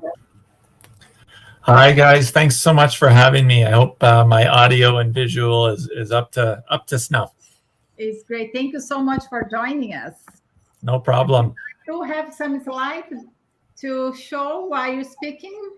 Sure. So my name, as said, is Doug Campbell. I work at St. Mike's in Toronto. It's so nice to be here. I'm so honored to be speaking with such great speakers as Dr. Miller, Dr. McNamara, Dr. Zimmerman. You know, I hope to provide you today with a little sense of hope, a little sense of the future. And we heard about the brain. Of course, we heard about the heart. I'm going to talk to you a little bit about the lungs. As many of you know, both as healthcare providers and of course as parents, our little ones are looked after often in an environment similar to this, where they're small, they're alone sometimes, and they have tubes in them, including a breathing tube. And this, of course, is life-saving, but creates all sorts of issues and all sorts of problems. We need to do better. And if you go to the next slide, most parents will tell you CPAP, or this hose that attaches to the nose of your baby, is life-saving, yet it prevents the baby's face from being free. It prevents things from developing. The brain, as we heard, is dedicated a lot to the face. So the developing brain, as Dr. Miller said, spends a lot of time learning about signals. And if you had a hose attached to your face while your brain's trying to grow, this cannot be a good thing. So how can we do better? What is another way to help babies breathe? And if we go to the next slide, I can start to explain a little bit about what we're doing. You know, back in the days of the iron lung, babies as well as adults and children were put into these vessels to sort of generate negative pressure, and it would hope to improve their lung mechanics. And in fact, it did, right?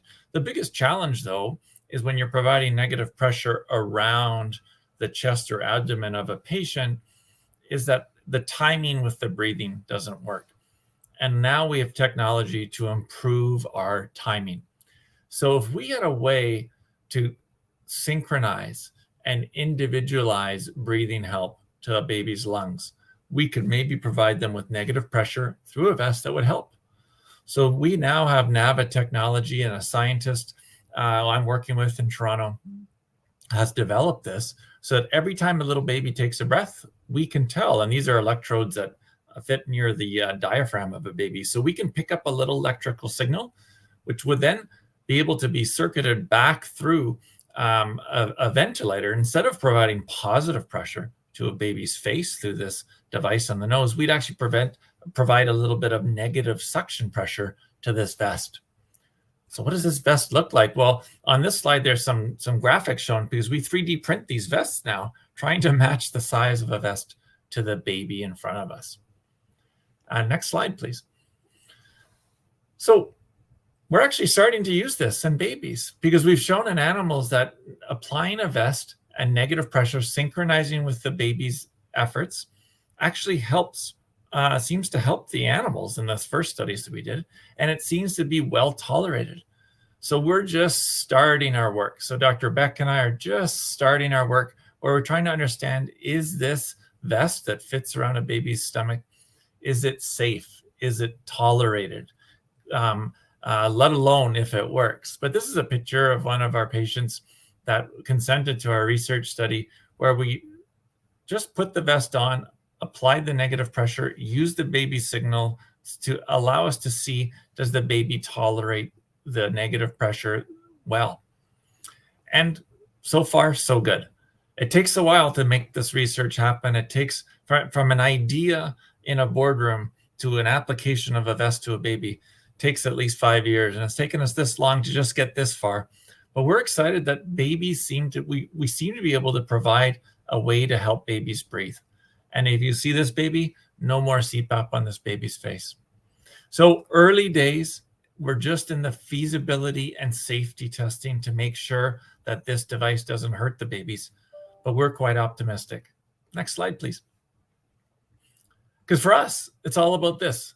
Can you imagine if your baby who is needing CPAP, if we could just give them a little gentle tug, 40, 50 breaths per minute, but allow the mom or the dad or any parent to hold them? How amazing that would be. We'd not only allow the parents to be closer, but ideally get this face mask off of them. And that's got to help the brain develop.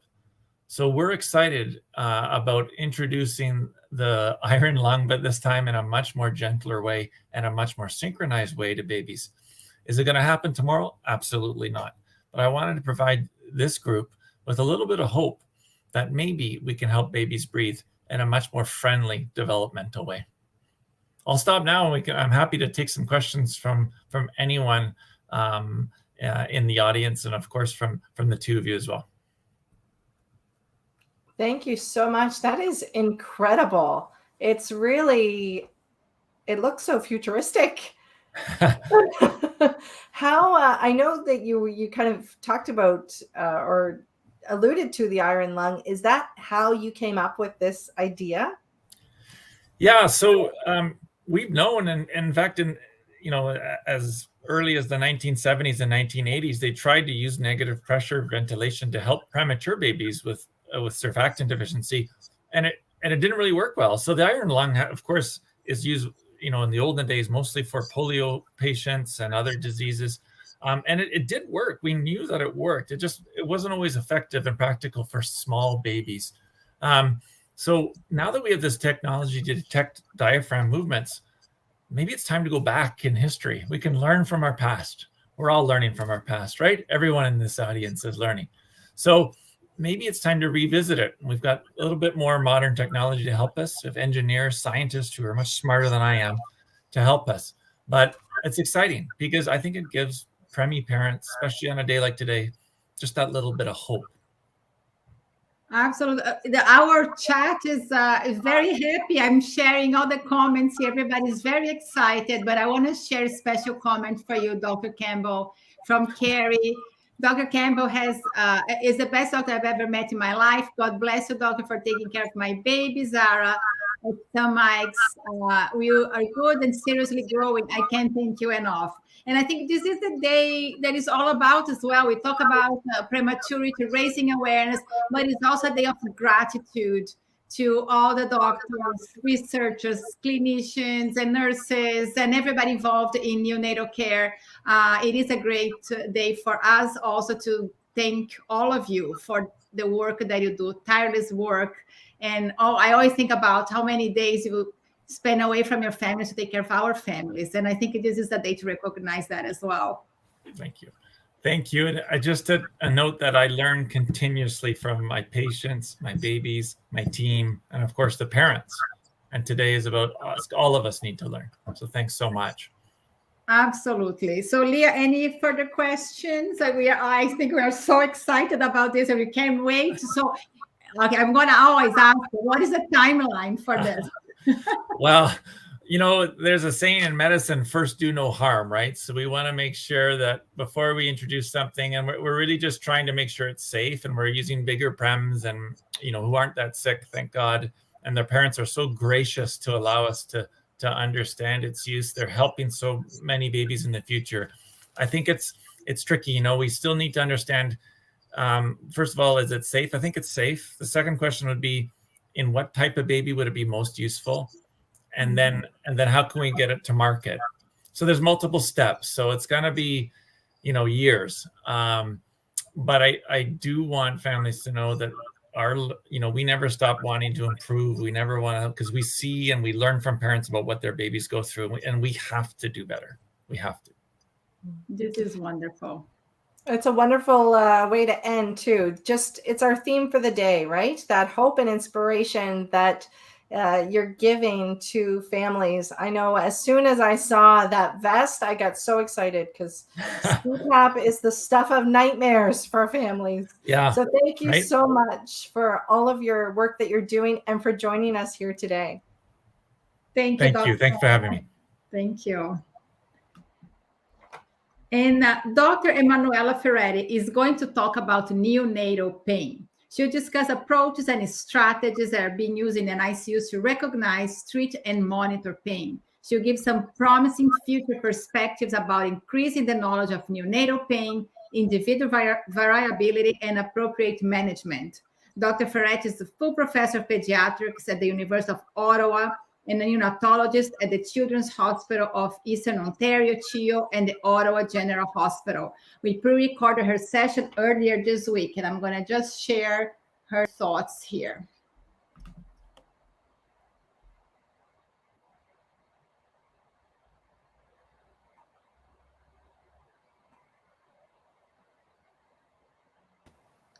Dr. Ferretti, thank you so much for joining us here today. What a pleasure to have you sharing your experience and research with us. Thank you so much, Fabiana. I am so pleased to be here during this very important day that celebrates all the prematures in the world and all the babies for which we care for and you as a parent care deeply for. Absolutely. So thank you. So today we have a very exciting topic to address with you because it's something that for so many years was put aside and now is really a focus on research. So let's talk about what we learned about neonatal pain from the past. Okay, very important question. I have to talk a little bit of history very quickly. So from the 80s, when we were going in the OR, for example, for patent ductal sarteriosus ligation without analgesia, we were going without any pain medication. Now, we definitely recognize that not only the premature infant perceives more pain than adults, but also as an immature has an immature system at different levels, right? For which we cannot protect, the baby cannot protect himself or themselves from pain. So there is an immaturity of their own endorphins, which are the natural opioids that we have in our system. And there is also a local inhibitory control to painful stimuli, which is absolutely not well developed. And so this leads to extreme sensitivity, for example, to the simple touch of, we call it hyperalgesia, okay? So extreme pain, even to the touch. And so we have also learned that from the past that the greater the duration of the pain, for example, if the pain becomes prolonged or chronic, is not just a brief pain, but is prolonged, the more the babies shut down their behavior and their physiologic responses.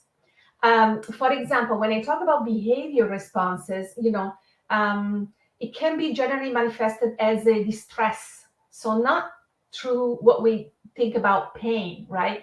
But it varies in severity and, sometimes that's why we now, in order to evaluate the wholeness of pain and distress that this baby have, we include facial expression, gross body movements, for example, or subtle movements in the head, in the toes, in the fingers. And so all this information, they are not easy to discern, okay? Not at all. And that's why we're continuing to do research on this. For example, we know that when a very extreme baby is exposed to acute pain, it freezes. And in the past, we thought that, like, it doesn't move. And in the past, we thought that actually the baby was not perceiving pain. Now we know that he is doing that because he perceives a lot of pain. And for example, we have learned that, for example, a physiological response like the heart rate variability increases during acute pain, but then it diminishes the response if the pain becomes persistent or chronic. So despite all the advances in modern medicine, comprehension of the nervous system and the pain in this premature still needs to continue to develop. And we are getting closer, and we are trying to put, pieces together, but there is a lot of work still to be done. Wow, we talk about pain, and I remember when my son was in the ICU and being poked and doing the eye exam and all the other things that I was not allowed to be in the ICU to see. And I know he was ventilated for 7 weeks. I cannot even imagine how much pain he was. But I also didn't know how to recognize the signs, because you mentioned the baby freezes. Any other pain, any other signs that the baby is experiencing pain in the ICU? And also with that question, I also want to ask you, what is the role of the parents in the ICU when babies go through a difficult or painful procedure, or what is the role of the parent there? That's a very important question, because now we are talking about participating, how parents can participate to all the non-pharmacologic analgesia that we know that is recommended in all cases of, for example, of light pain. But as well, it can be assisted, the pharmacological intervention, when we are in front of more moderate to severe pain. Okay. And there is absolutely scientific evidence of, for example, for heel prick or heel puncture, for venipuncture, intramuscular, subcutaneous intervention, that in which the parents, if he's at the bedside, can really help to alleviate all this sort of pain. I'm going to give you some examples. For example, like a parent can facilitate the containment of the baby. Okay, so it can favor the alignment of the limbs in the midline, right? And this can be done through the hands of the parent, even if the parent cannot take the baby on themselves in the incubator, but the parents can, help in that process. It can give the pacifier to the baby, and we know now that is very effective in reducing procedural pain, in both preterm and full-term newborns, up to a month of life. Okay, so that also is very important, like the non-nutritive sucking that the baby has. The parents can participate in helping giving sucrose, for example, right, to the baby, or even that is there is insufficient for giving sucrose to the baby. There is insufficient evidence in regard to optimal dose to administer, but definitely we have enough data that they absolutely of the beneficial effect of giving sucrose, and kind of keep the brain of the baby kind of busy with that, so he cannot perceive the painful stimuli coming at him. Obviously, breast milk and breastfeeding and skin care, right? Skin to skin, the one that we call kangaroo care.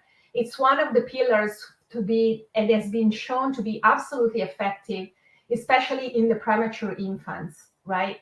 And breastfeeding is also a multi-sensorial intervention. And this goes again with the one we call sensory saturation, in which it's a combination of, the tactile, the gustatory, the olfactory, the vision, the auditory, that when you embrace a child and you hold it on you, he hears your heart, he smells your smell, he hears your voice. And so all these things are absolutely crucial in order to stop, because we distract, again, the brain, we saturate it, And at the same time, we allow the baby to release, if he has, some endorphins by his own, plus, with the rest of the pharmacological advancement that we have done in the latest 10, 15 years, I would say. I mean, we can reach a good steady state, like a good, comfortable state. Absolutely. And I think you touched so many important points. It is one of the reasons why we're calling for zero separation, because we want parents to be by the bedside. This is one more reason we need parents by the bedside. And this is a very important reason, because as you mentioned, research has shown all that happens to the baby when baby experiences pain or prolonged pain or chronic pain. So we could talk forever, but we have a very short time today. I want to ask you what we are doing today for neonatal pain. Okay, so even if none of the pain assessment scales that we use to interpret the pain and the stress of the baby are gold standards, but I think it is mandatory to us to continue to study to improve the quality of this assessment. And so we use pain scales, for example, light to moderate the sedation, how the baby is sedated, and etc. So if the pain is severe, what we do today is that we apply specific pharmacologic therapy. Okay, we are unfortunately, when we touch this subject, is that we are in a subtle relationship between the use of pain medication to ease the pain and the physiological and even anatomical changes that occur when a developing immature brain, is exposed to this kind of molecules. And kind of in response to your question, what we do is to try to individualize the pain with the control therapy, and also acknowledge the potential effects that the medication has tomorrow, not today necessarily, but tomorrow. So, for example, a recent randomized control study trial in Italy, conducted in Italy, observed 78 premature babies that were exposed either after continuous infusion of fentanyl and during mechanical ventilation for 7 days, versus babies that were not treated with that just had boluses, let's say PRN as needed. And at 24 months of corrected age, the cohort of treated babies with continuous fentanyl demonstrated a significant decrease in their eye-to-hand coordination, right? So it's very important for us to follow longer follow-up, obviously, and see and to assess the consequence of what we do today to be better prepared for tomorrow. We don't have the magic wand, but it's a way to go. Absolutely. So we have 1 minute left. Give us, it's very short today. We need to bring you back to talk about this. Moving forward, what is a promising perspective on neonatal pain? I would say two things that are very important to me. First of all, knowing that now we are more oriented, our NICU are more oriented to family-centered care, we can only win this battle together. That's my first message. The second message is that when I speak to my train about pain and neonatal pain, I tell them that it's really better to prevent the pain than to letting go. I often say that pain is like a wild animal, and if you leave it unleashed, good luck for you to try to cage them again or to leash them again and to have the control of it. So my personal principle is that it is much better to control the pain and prevent it than to run after it. And I hope research is going to go in that direction. Dr. Ferracci, thank you so much for joining us here today. Such a pleasure talking to you and learn from you. I was really indebted by your invitation today, and I will continue to collaborate with you as much as you need, and thank for you. The future. We're very grateful. Thank you. Good luck with your day. Thank you. Bye. That session was pre-recorded, so we did get a question, but we will make sure that we forward that along to Dr. Ferretti. Our next guest has very personal experience being in NICU. And Fabiana and I were both there with our kids too. And when you're in NICU, it can sometimes be hard to imagine what our children's life will be like.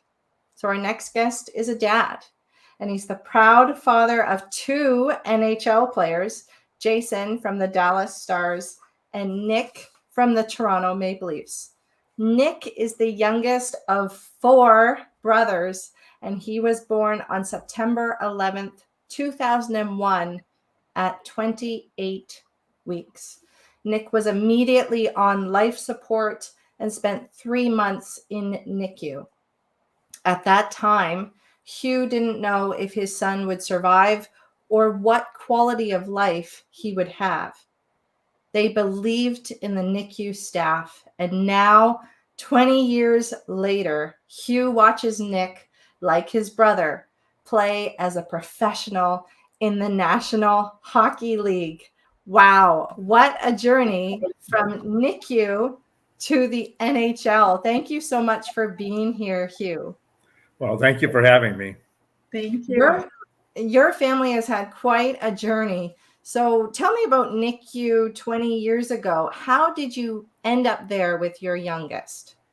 Well, it was early morning, and my wife woke up and she was bleeding, and called the ambulance, 911. And next thing we knew, she was in the hospital, and they were deciding what to do because they weren't sure they could save the pregnancy. And they went ahead and did both.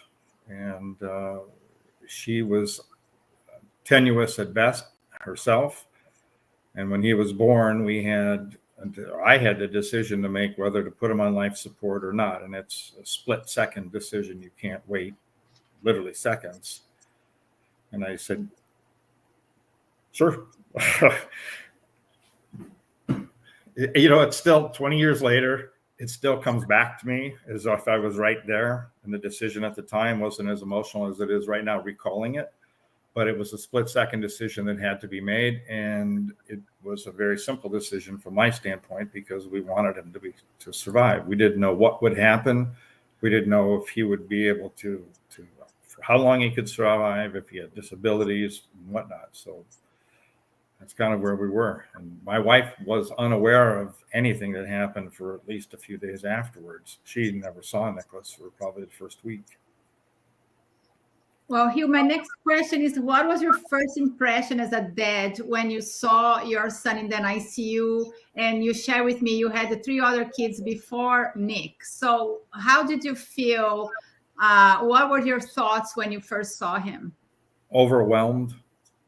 I mean, the picture that you see right there, I don't know what point that was, but it may have been days into it, it may have been hours into it, I don't know. But my first impression was hope. Well, you and I did talk about hope before, and you shared with me a beautiful story. We were prepping for the session, and you're both crying because, as you said, 20 years later, the memories still come alive. And you shared with me a beautiful story of someone who gave you hope. So share with us, because I think today on World Prematurity Day, it is a day to share hope with families who are still in the beginning of their journey. Well, my son was born on September 11th, the September 11th, 2001. I was unaware of what went on in the world at the time, because my world was focused on him, and that was my world. And 2 things occurred. I went home. I had 3 children at home that we had to leave in the middle of the night. Fortunately, we had somebody there who could come over quickly and take care of them, but they had no idea what was going on. Mom and was rushed in an ambulance and fire trucks and everything. So I go back, and they tell me about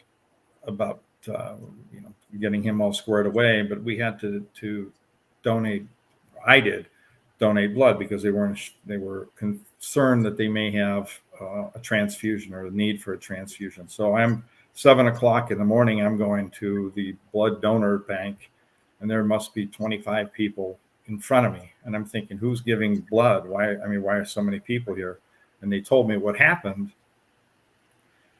And I told them why I was there. And one by one, people let me get in front of them so that I was first in line to give blood for my son.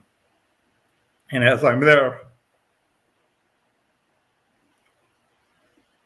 person after person after person said, donate the blood to his son, because they didn't know if I would match. And so they figured they would increase the likelihood.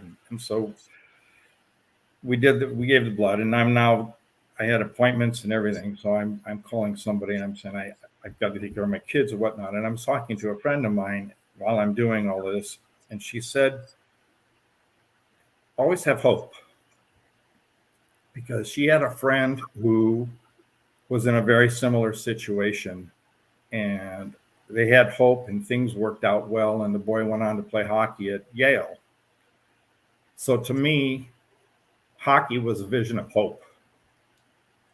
It wasn't a sport.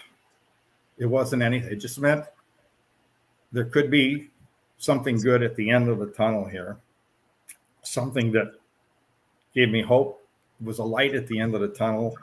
And it was something that I could strive for. Whether he played, it didn't make a difference. It was just something, if that boy could survive, that was hope for me. And that was hope for my family. And it wasn't until he's drafted and he's putting on his Toronto Maple Leafs sweater to go down to the stage. And it was that point I saw the light. And I realized that was the light at the end of the tunnel for me. And I recognized that not everybody is as fortunate. And I appreciate every second, but hope is what really matters to everybody. Because I didn't have hope. I didn't have anything. 20 years ago, there was no internet. There was the resources weren't available. The best thing I could do was talk to the NICU staff and listen to what they had to say and try to get whatever research, but I couldn't. There was nothing I could do. I couldn't go on social media. I couldn't the internet and do a Google search. I couldn't do nothing. So all I had to do was rely on what everybody said. But those words resonate into me is always having the hope.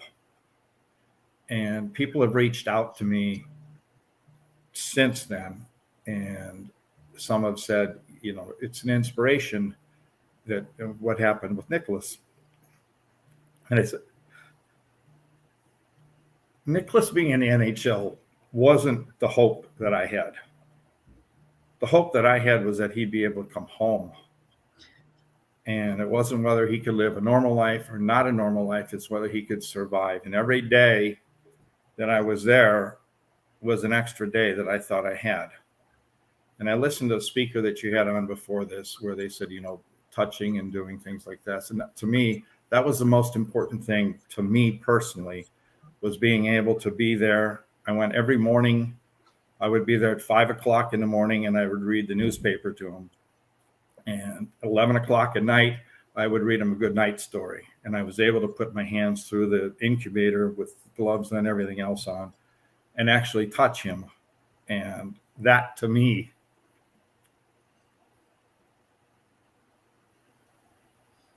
I'm sorry. That to me was the only thing I could do. It was the only thing within my control was my hope. And that's something I never gave up on. And obviously, if, things worked out fortunately for me and fortunately for him and fortunately for our family. And it's just something that is strong. It's strong. It gets you through each day, each minute. And I was there when they said, we've done everything we can and there's nothing more we can do. And we want to know what you want to do. And I said, well, it's one more thing you can do. We've given him all the shots we can do to try to open up his lungs. And I said, you just got to give him one more. And I insisted on it. And they did it. And not reluctantly, they did it willingly, but they just never done it. It was outside of their protocol. And they did it and it took. But I remember being there when I'm scrubbing up and there's priests next to me, and there were children who were not as fortunate. And in spite of all that, it was always hope. And when I would sit in the room or waiting room, was before you could get into the general NICU center, everybody there had hope. Everybody had hope. And no one talked. No one said a word to anybody else. No one introduced themselves. There were no pleasantries. There was no nothing. Everybody knew why everybody was there. But you could just see in their eyes the hope. And I believe that was a hope that it's not just sharing my hope, but it was the hope that I could share with my family too, because I had three kids who were younger, who didn't quite understand what was going on and didn't know why the new baby didn't come home. My wife didn't understand what all was going on because she was in her own world, and I was there by myself trying to figure out what to do. So that was hope. My father was, he couldn't get any other visitors in there. He went every day. He drove 2 hours one way and go every day and sit outside the wing to get in, just to sit near the wing. And that's shared. I was unaware of this until Nicholas was maybe a year old, and they told me, and I had no idea he was there. He was just there. Wow, that is incredible, Hugh. And we are so grateful that you're here to share your story with us today.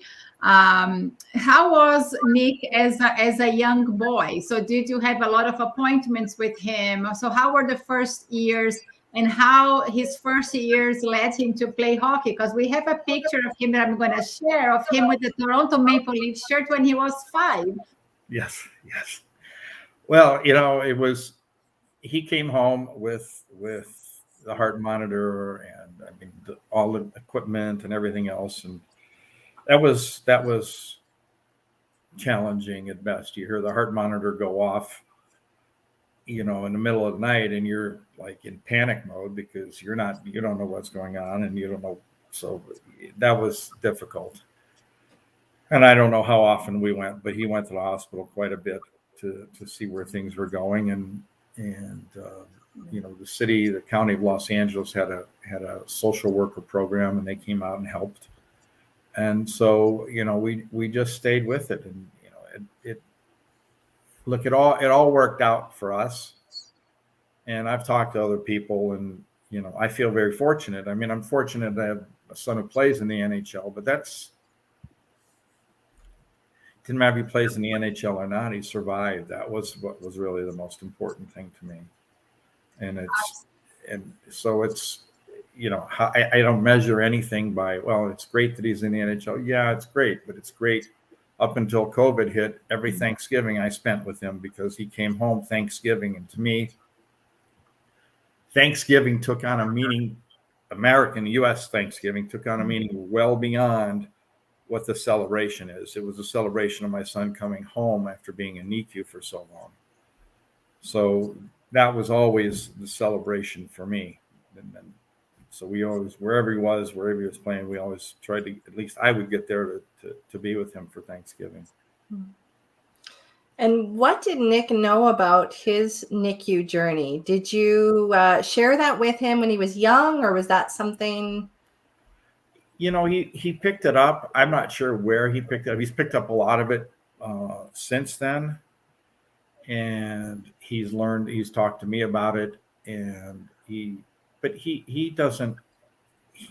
sees the pictures, and if people ask him, well, what was it like? And he said, I don't know, because I wasn't there. They asked my wife, what was it like? And she goes, I don't really know. I just know that what I've heard from me and what he's heard from me, and he's had shared experiences with others, and people have come up, when he was drafted, I got a text message from a guy who told me that his daughter was just taken in the NICU in Toronto.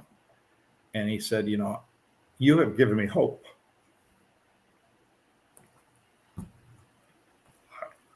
I didn't give you hope. You give yourself hope. Nicholas is not a poster child for hope for the NHL. Nicholas isn't a poster child for anything. Nicholas was just, he is just fortunate, and others are not as fortunate. But we were fortunate enough to get, the NICU staff.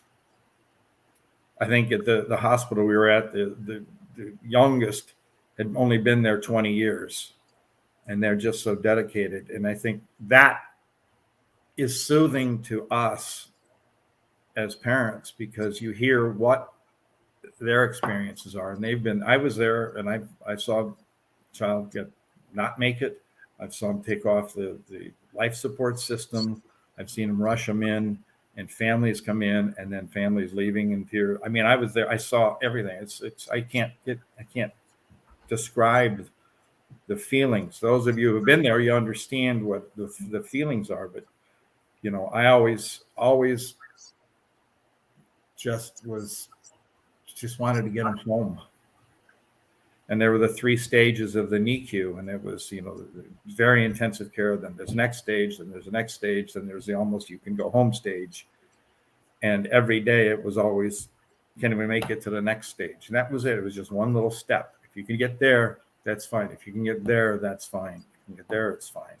Until finally you get home. All right, can you do this? It just worked out. We didn't know for maybe a year whether he would be able to, developmentally it was challenging. He was younger and smaller, and that was a challenge.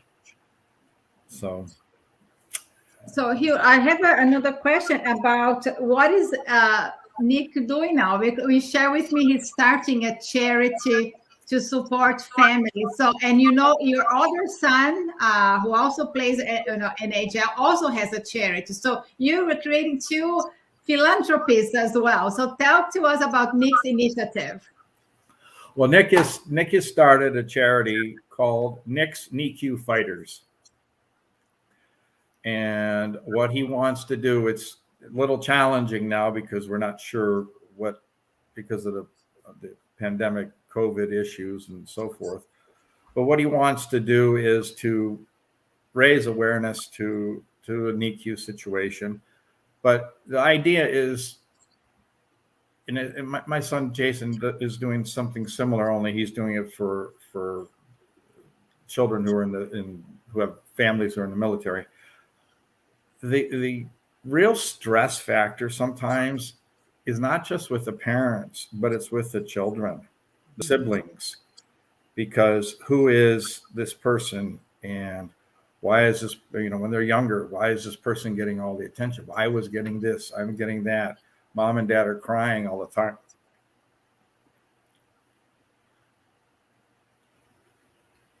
Nick's idea is to try to give them one night of relax.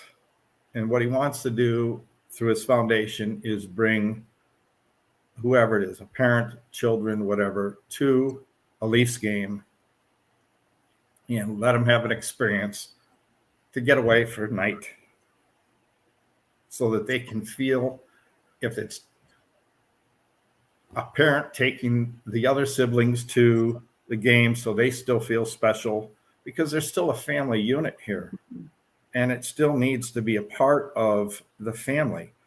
And maybe it's the person who was in NICU, and it's just something that you're trying to do something for the kids and trying to help them along. My son Jason brings in children who are, and he refers to them as the junior heroes, because those kids are really, they're giving up something of their lives too by their families being in the armed services, or if their father or mother was killed in the war. He's bringing them in and trying to help them out because they've sacrificed for their country as well. That's a sacrifice, but people don't appreciate it as much because it's not right there. And Nick wants to do that for those in the NICU. And when he was in Peterborough, there was a family, and he couldn't afford to get to Toronto. Mom and the baby were in Toronto at NICU, and he couldn't afford to spend the night in a hotel. He just didn't have the money to do it. So Nick wants to help there. Oh, that is such a wonderful initiative, Hugh. On behalf of all the parents here, I want to thank you for joining your perspective as a father. So important to hear from the father's perspective. Usually we talk to moms, and it's so important to hear from dads, a different perspective, and sharing your story, being vulnerable, and sharing the challenge and the successes. So we are very grateful to have you here today, and we are so looking forward to seeing what Nick is going to create with his foundation. Well, thank you very much for having us. And on behalf of all of us, we appreciate everything you guys are doing too, because that's just as important as the story in the NICU, the workers. I mean, the support staff is terrific. Absolutely. Thank you so much, Hugh. Thank you. Thank you. And our next speaker is a mother of preterm twins. She talked to us earlier this week about the importance of sharing her experience of giving birth prematurely through music. Amy Thatcher is a professional accordionist based in the northeast of England. In 2019, Amy had her twins, Gwen and Jay, who were born almost 11 weeks early.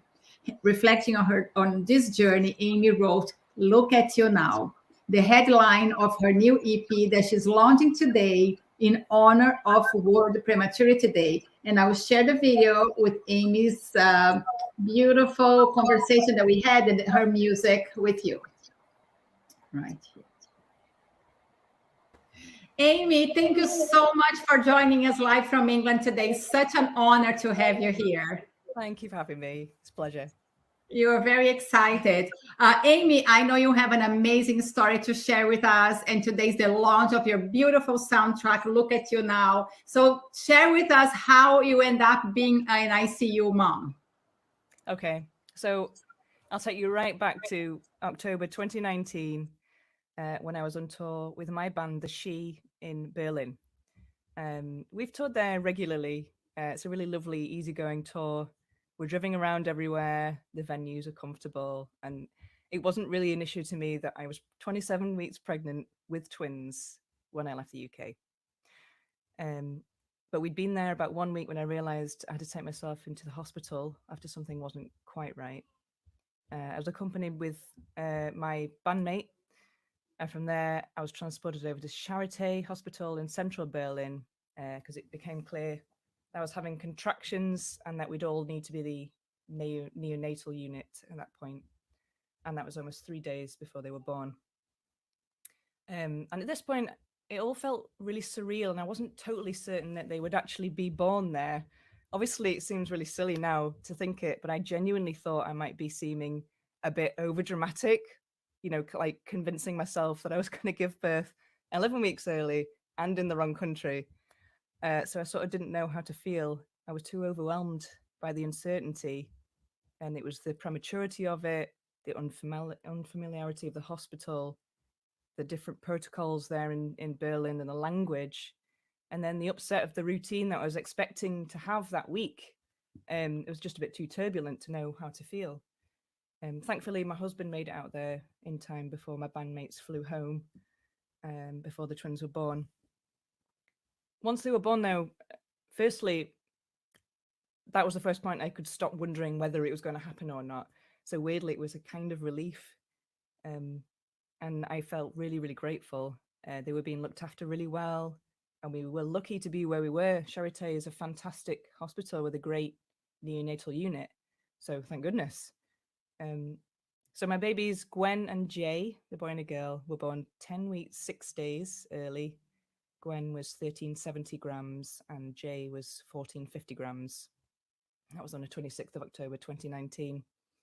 And considering the circumstances, really very healthy weight.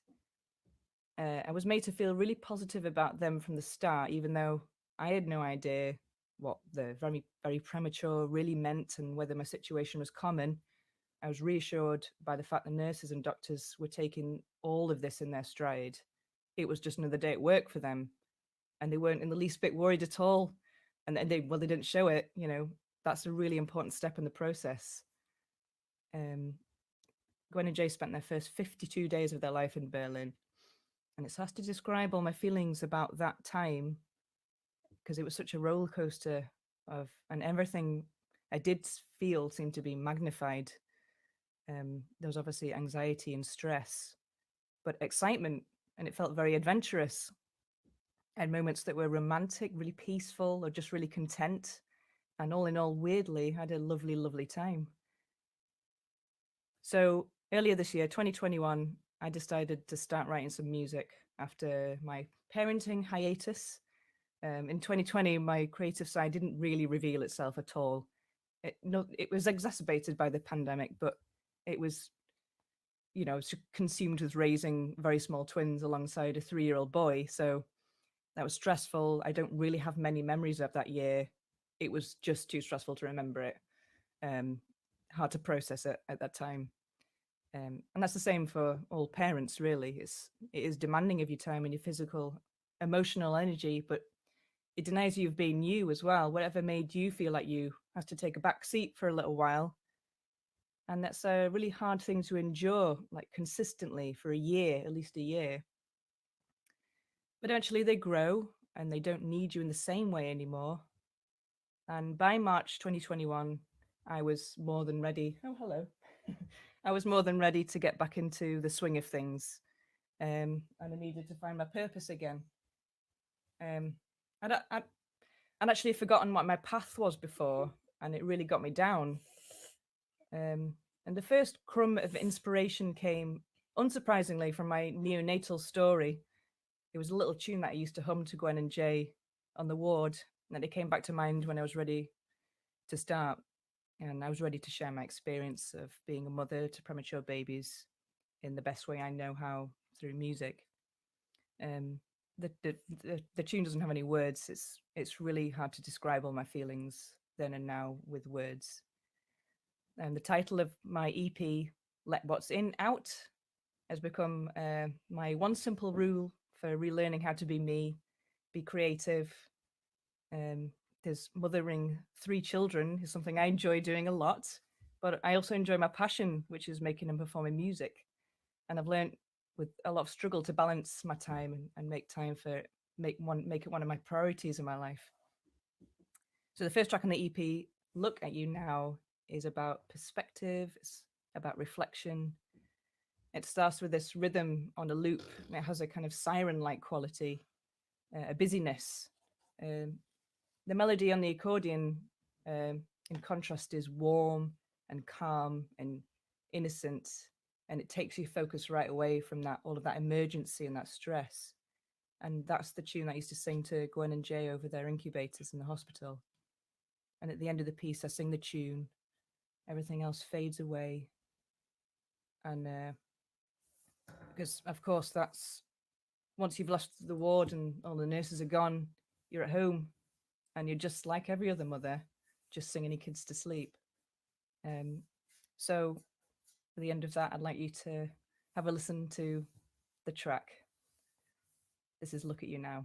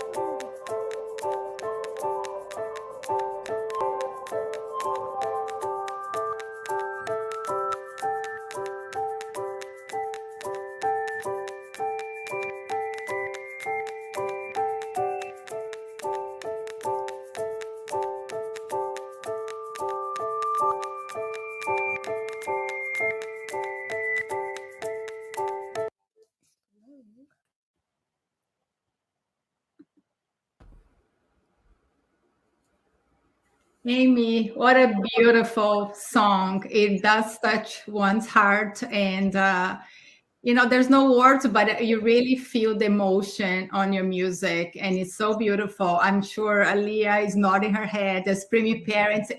And I told you before, the first time I listened to it, it really touched me. So thank you for that. And it's an international launch today of your song, and we're adding the link on our comments so everybody can listen to it, because it's a really beautiful message for parents who are in the NICU and hopefully also healthcare professionals.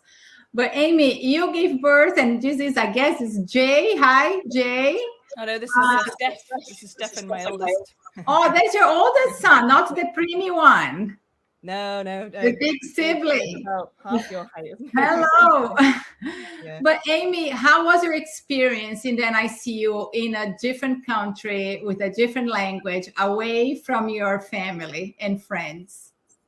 Yeah, it had its very lonely moments for sure. Especially, you know, with the language barrier. I don't speak German at all, which is my bad, really, you know, but I have very fragmented parts of very medical speaking German now, medicamente and things like that. But yeah, I couldn't really talk to anyone, you know. There's times when my husband needed to go back home to work. So yeah, so I was just left there. Thankfully, you know, my grandparents made it out to bring Stefan over to see them, and they brought pictures back and things. So that made it very reassuring, but I needed that connection with home quite a lot. And I don't know whether that's the same if it was in your hometown. Presumably so, you know, it's still an unfamiliar place. But yeah, it's really far away. That it was really hard. Absolutely. So you said you found yourself again through music. So how music has helped you to cope with this traumatic experience of giving birth prematurely, being in a different country, and then bring your babies back home? So how has music helped you on this journey? It's really given me a focus. Like I say, it was just really hard to process it in the first place. You don't really have time.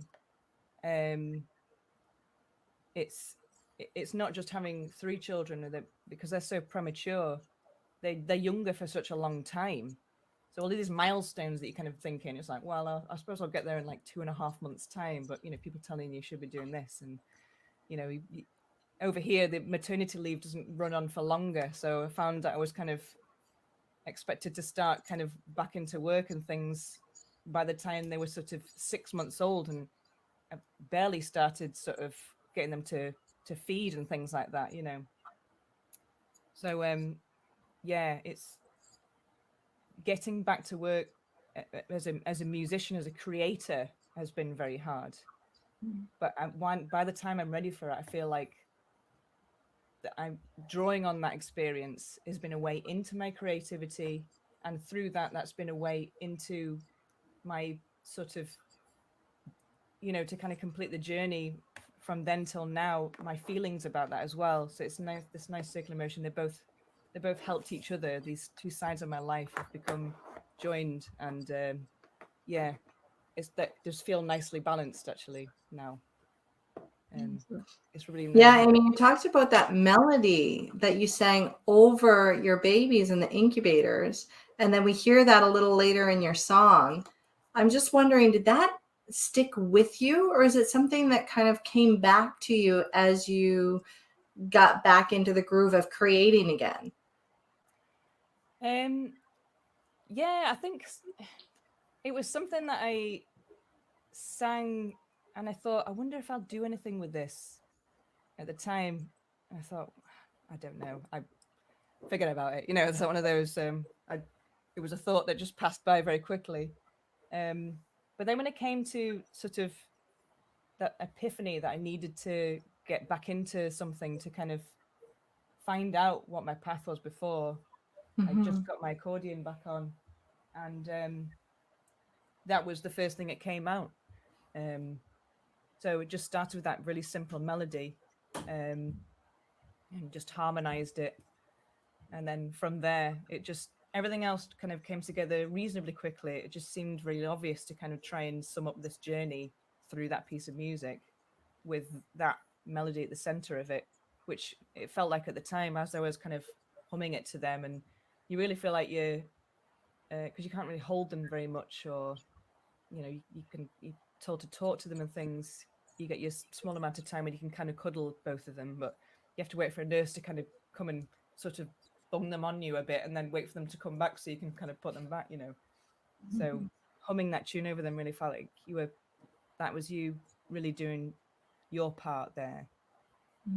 It felt like it just felt like a small part at the time, because everyone else around you is so qualified to deal with them, and you know, you kind of just, they look so small and red, and you don't know, like, oh, is it okay to pick them up? And then, yeah, you can pick them up whenever you want. It's like, oh, okay, but you kind of feel like you have to ask. So humming those little things, reading to them, things like that, telling stories, just chatting to them, telling them about your day, that really that's your way to feeling like you're doing something really important.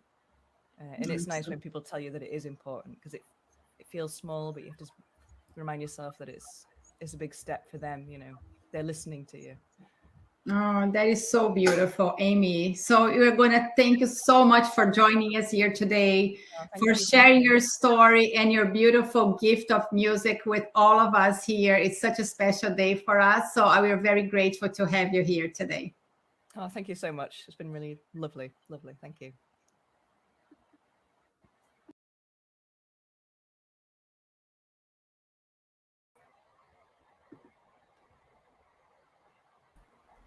And let me just stop this video here. Here you go. The live sessions, we all have a little bit of technical difficulties.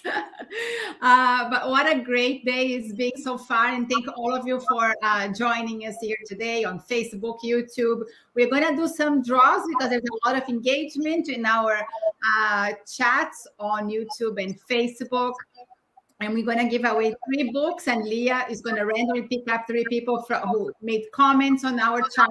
And the first book is this one from Leanne Rose Dorish. She is also a preemie parent, and she wrote this lovely book called Loving Myself Again, Self-Care from A to Z After a NICU Stay. And 4 years ago, I wrote a book about my journey with my son, Gabriel, in the NICU, and having his diagnosis of cerebral palsy. And the name is From Surviving to Thriving.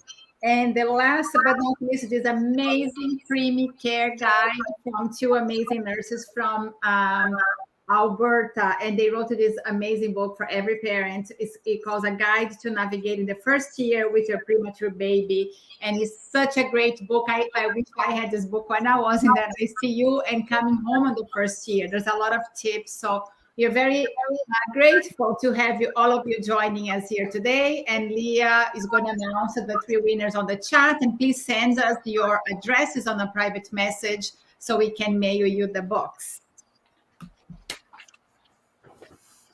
So, Leah, next. I'm happy to introduce our next guests, mother and daughter, Kathy and Bria McLean. We pre-taped a conversation with them earlier this week. Bria was born in 1987 at 23 weeks gestation. At the time, Kathy was a 31-year-old working mom, and critical care leave and EI looked very different at that time. Kathy had to make the difficult decision to save her maternity leave for when Bria was discharged. So that meant a busy schedule for Kathy. She was in NICU every day from 5 a.m. to 8 a.m., and then again from 5 p.m. to 8 p.m., and then she would go to work in between those hours. And on top of that, she was told that if Bria wasn't discharged by her due date, Kathy would lose her maternity leave altogether. Kathy challenged that rule, and thanks to her determination and advocacy, that rule is now changed, something that I and so many other NICU parents are so grateful for. Bria spent the first 6 months of her life in the NICU before coming home, being tube fed and on oxygen. In grade 2, Bria was diagnosed with learning disabilities, but she was determined. She's worked very hard for her successes, and her mom, Kathy, and dad, Sean, are incredibly proud of her. Bria has helped others along the way, and she appeared in a provincial campaign video that was made to raise awareness of invisible disabilities that I'm going to share now. When you look at me, there is so much that you don't see. I was born 17 weeks early and weighed 1.5 pounds. I started school at age 6, weighing 20 pounds, and was in and out of the IWK for the first 10 years of my life. You don't see that I have a learning disability and short-term memory issues. I was bullied in public school, depressed and hurting. The world seemed to pass me by. I felt invisible. So when you look at me, what do you see? You see someone who realizes they learn differently, and I am smart. Someone who put in the hours to study, who asks for help, graduated college, and now has a great career with the province of Nova Scotia. You see someone with support and guidance, who now has a voice. Someone with the help of networks, grew professionally and personally. You see someone who helps others and feels part of a team. Someone who has overcome challenges and persevered. You see me. Like Winston Churchill said, difficulties mastered are opportunities won. I'm Bria McLean. I work for Service Nova Scotia and Internal Services, and I have an invisible disability.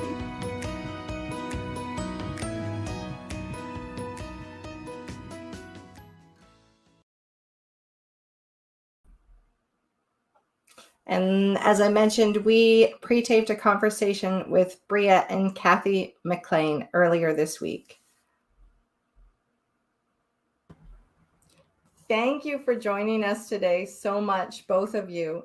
Bria, I know that you have had opportunities to share your journey at conferences and lunch and learns.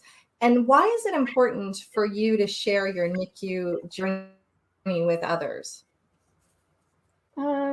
I think it's important because not only do I get to share my experiences, but I also people can be inspired by my story, and there's always a way around any obstacle. It is definitely inspiring, for sure. Yeah, thank you. Kathy, I know that Bria grew up knowing her NICU story. And why was it important for you for her to know that? Well, she always knew it, right from the get-go, because her story was explained to every medical professional that she went to, all of her teachers over the years. So she always knew her story. But it was important for her to particularly know her story and her history, so that she would be more capable of dealing with the issues that she would have to deal with in life that were directly related to being premature, medical in terms of physical and mental issues that she had to deal with over the years, in terms of her chronic lung disease and her anxiety and depression she's dealt with over the years, or different phobias, and right now stomach issues that she's dealing with. It all relates back to her prematurity, but also the fact that it's what makes her special. Like, she being premature makes the babies, they're special little babies. They've gone through a lot. They've been brought into this world overstimulated like no other baby, has to deal with. And it makes them special with all the issues that they have to deal with. And it's something that she struggles, that she has challenges that she's risen to over the years, and she should be proud of. Mm-hmm. How did your whole NICU experience shape you? I mean, when we're in NICU as a mom, I know that it changed me as a person and as a parent. So can you share with us, Kathy, how it changed you or shaped you as a mom, but also as a person? Well, it certainly as a person, the whole NICU experience was absolutely totally new to me. I was not even aware of what went on in a NICU before Bria was born. So it was amazing to me, and it was incredibly scary. But the whole experience as a person made me learn how to deal with medical emergencies, and it made me appreciate the medical professionals that were there every day for us. I mean, the NICU was filled with love. Um, and as a mom, well, it turned me into probably a health. Pardon? Yeah. As a mom, it turned me into mom, probably exactly. a mom. I don't. I hate to see Bria learn from her mistakes. She's dealt so much with her life, disappointments and challenges that I'd rather her not have to learn from her mistakes, and I probably drive her crazy because of that. And we're close. We're super close because of that. Bria, you mentioned in the Invisible Disabilities video that we watched earlier that you struggled through school with some relationships and some bullying. And I'm just wondering, how did you cope with that? Having my parents to talk about it is always very helpful, and getting support from true friends help sort out my feelings, and to always walk away from it and also hold my head high. Mm-hmm. What advice would you have for preemies as they grow up? You were someone who you were aware of your story. And so what was helpful to you that you would give to other preemies as they're growing up? I would say to don't give up. Do your best. Persevere. Stay determined. Ask for help if you need it. You'll have many successes in life to celebrate. And like I mentioned before, there's always a way around any obstacles. Absolutely. And you're working now with the Nova Scotia government, I understand. Yes. Yeah, so that's awesome. Yeah, it is.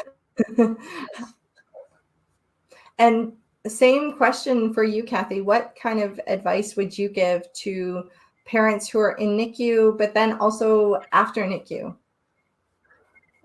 My advice would just be to stay optimistic because, and I told Bria I would probably get weepy because she's handing me some tissues because it's when it brings up a lot of memories, and it brings a lot of tears. But to be optimistic, I mean, I always knew Bria was going to be fine. I always knew she was going to get over whatever challenge or issue it was she was dealing with at the time. I just felt it in my heart that she was going to be okay, and I think that's the most important thing, is to just remain optimistic and celebrate the successes, and just appreciate the journey that she's on. And well, the NICU, again, I can't say enough about the NICU. They were so supportive to us. Bria came home with so many aunties that came to her christening and would come for supper and come on Sunday dinners, and so they were a family. They were our family, and we appreciated every one of them. And what about after NICU? Do you find that those were skills, I guess, that transferred along as Bria was growing up? Oh, absolutely. You know, it made me a braver person, made me a more outspoken person, probably more to the detriment of any of the teachers that she's had in the past or the education system. But it definitely gave me more confidence having to deal with all of her medical issues, especially when she first came home. That was very terrifying, bringing her home on home oxygen and having to deal with the tube feeding. I had to insert the tube. I mean, we did that for about 6 months, and all that was very stressful. So, what was your question again, Leah? Just as Bria was growing up, what advice would you give to other families who have been in NICU and then have kind of the NICU journey continues? We know that it doesn't stop once you're discharged, but for those families who are still advocating for their kids and parenting kids who were premature, what advice would you give to them? Well, as I said, to always be optimistic, but I found the whole NICU experience with the follow-up clinic, there's so much support in place that we never felt alone after Bria came home. We had so much support from the doctors and even from the nurses that Bria had, like I say, as aunties while she was at the NICU. And when she came home, we had a list of support from physio to occupational therapy to psychologists to anything we needed was made available to Bria. So we were never alone, which was the most important, I think, because when you drive away with your baby in the car, it's you do feel alone, but you soon find out that you're not, and that support is badly needed, and it's a wonderful thing to have that whole follow up that they have in place, because it gives you confidence. Well, thank you both so much for being here today. I thank you for sharing your story. I'm sure it'll give many families hope as you just inspire us all with your continued advocacy and all the amazing things that you both are accomplishing as a result of Bria's start and her continued successes. Thank you so much. And thank you, Leah. Thanks so much for having us.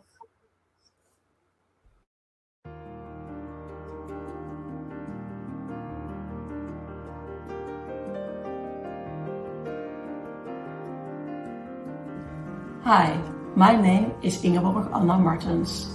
I live in the Netherlands together with my husband and 2 children. I'm a blogger, mentor and experience coach for preterm births. In 1975, I was born 10 weeks premature. I think I was too curious about this world. I spent almost 2 months in the incubator, completely separated from my parents.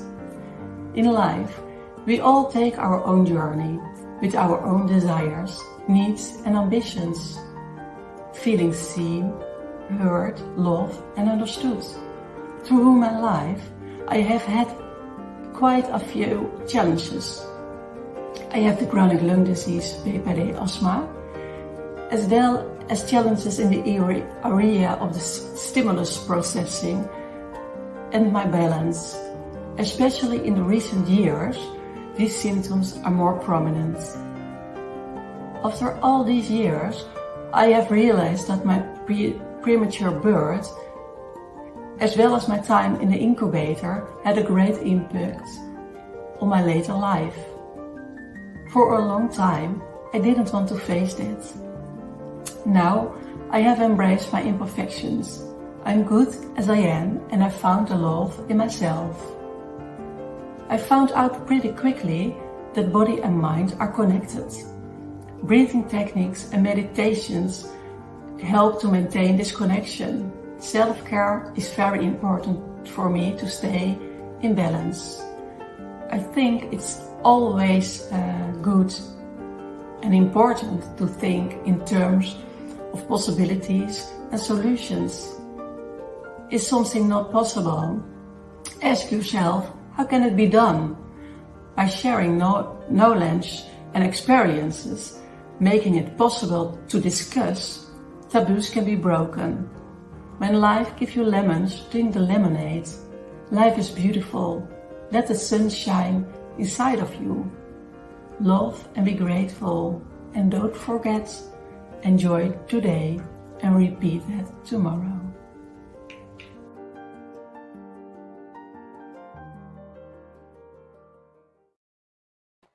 Wow, we heard so many beautiful stories today. And our next guest story will also touch your heart. She went from being an ICU nurse to be an ICU mom in the same unit she works. She'll share with us how her perceptions and practice changed after the birth of her son 7 years ago. Rebecca Thomas will speak about lessons learned from the other side of the curtain and her aha moments in the first 24 hours after delivery and beyond. Rebecca Thomas is the clinical leader at the Neonatal Intensive Care Unit at McMaster Children's Hospital in Hamilton, Ontario. She serves as a director on the board of the Canadian Association of Neonatal Nurses and chairs CAN, the CAN Professional Development Committee. Becky, thank you so much for joining us here today. It's so wonderful to have you here sharing your story and your perspective, as you said, from the other side of the curtain. So thank you for joining us. Thank you so much for having me. It's a real pleasure and honor to be here today with you folks. I'm grateful to have the opportunity to share a little bit of personal learning that my husband and I achieved almost 8 years ago now as we welcomed our son into the world 6 weeks premature. My NICU journey began actually in 2004 as a student nurse. The bug bit hard and the NICU was so obviously a special place. I knew I had to come back when I graduated, and I did.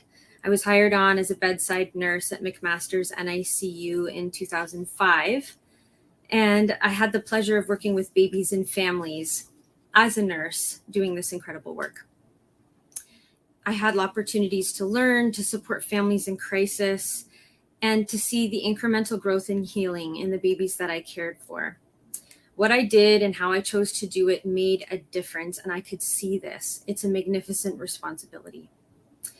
Without fail, the first time a parent held their baby was something I just could not keep a dry eye for. The connection and meaning around these types of events is intense. Meeting families where they were was always a big clinical priority for me.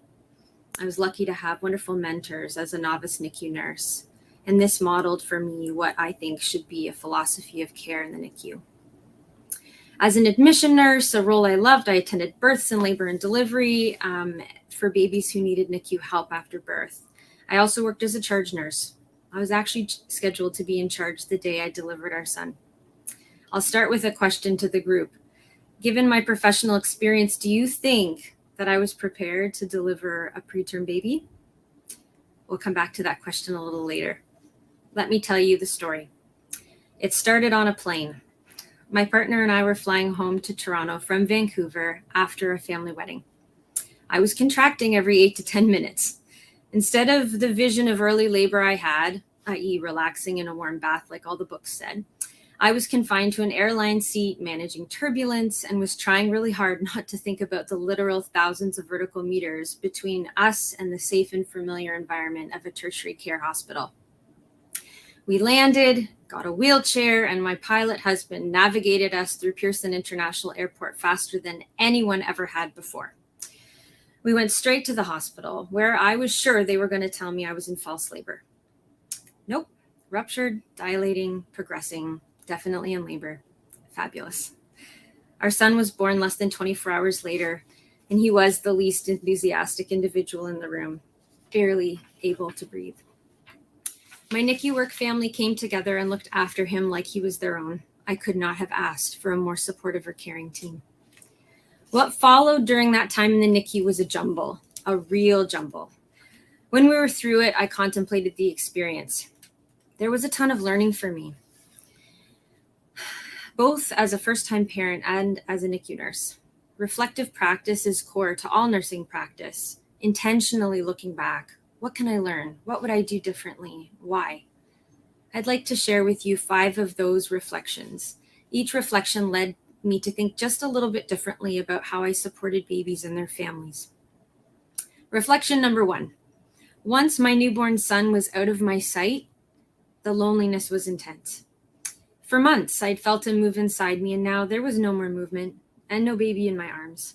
That first night in the hospital was the loneliest night of my life. Here's my note to self from that experience. The first 24 hours is going to be a tough journey for parents. It doesn't need to be a solitary, painful, and dark feeling. An example message to parents could be, when you go back to your room, please know that we're here with your baby, watching and gently caring. Call me whenever you need to for an update. Not having him or her near you tonight might be difficult. And our goal is to get you permanently with him when he's ready. Reflection number 2. I couldn't pick my own kid out of a lineup. Part of feeling like a mother is knowing what your kid looks like.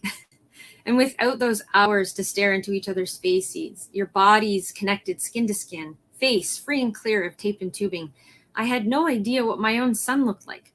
I knew he was bruised, but beyond that, I couldn't fill in any of the details.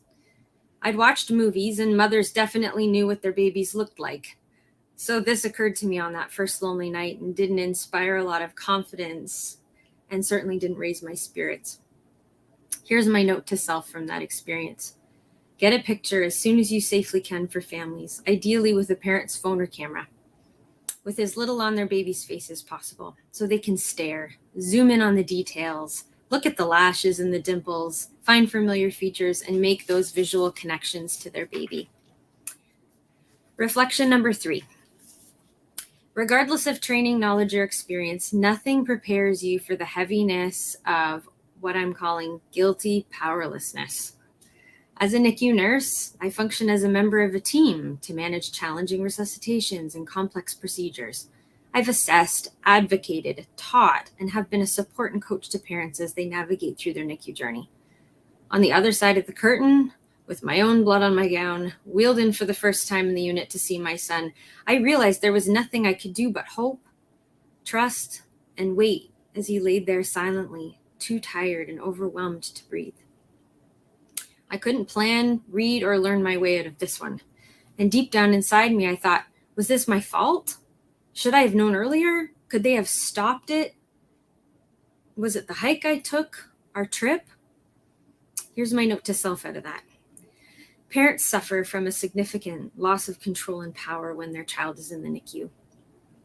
I was certainly used to feeling like I understood the plan and I understood my role in what was going on in the unit. Give families a choice and a voice, value their assessment and preferences, and make sure they know how essential they are in their child's journey through the NICU. Reflection number 4. I was in shock until, at the very least, the moment we brought him home. It was like someone pressed pause on my life. Everything stopped being, and it just felt like we were floating in this alternate reality. Our bodies went through the motions. It was exhausting. We spent large amounts of time updating loving family and friends who were worried for us, instead of having those family and friends present with us, with our son, at home. It felt very much like we weren't living in the here and now, but in some out-of-focus version of reality, where we were constantly straining to make sense of it and whatever incremental progress he was making. Here's my note to self. Help families be present and enjoy this moment by slowing down and pointing out how their child is holding a soother, how adorable their little legs are when they cross them like that, or how their breathing is so consistent and settled on daddy's chest. Reflection number 5. And this is the doozy for me because it came a long time after, about 3 years after our NICU journey. Separation is scarring. After we delivered, or I delivered, I guess I did the work there, our daughter 3 years later at term, it was the most pain that I'd ever been in. But if I'm being honest, those were the happiest moments of my life.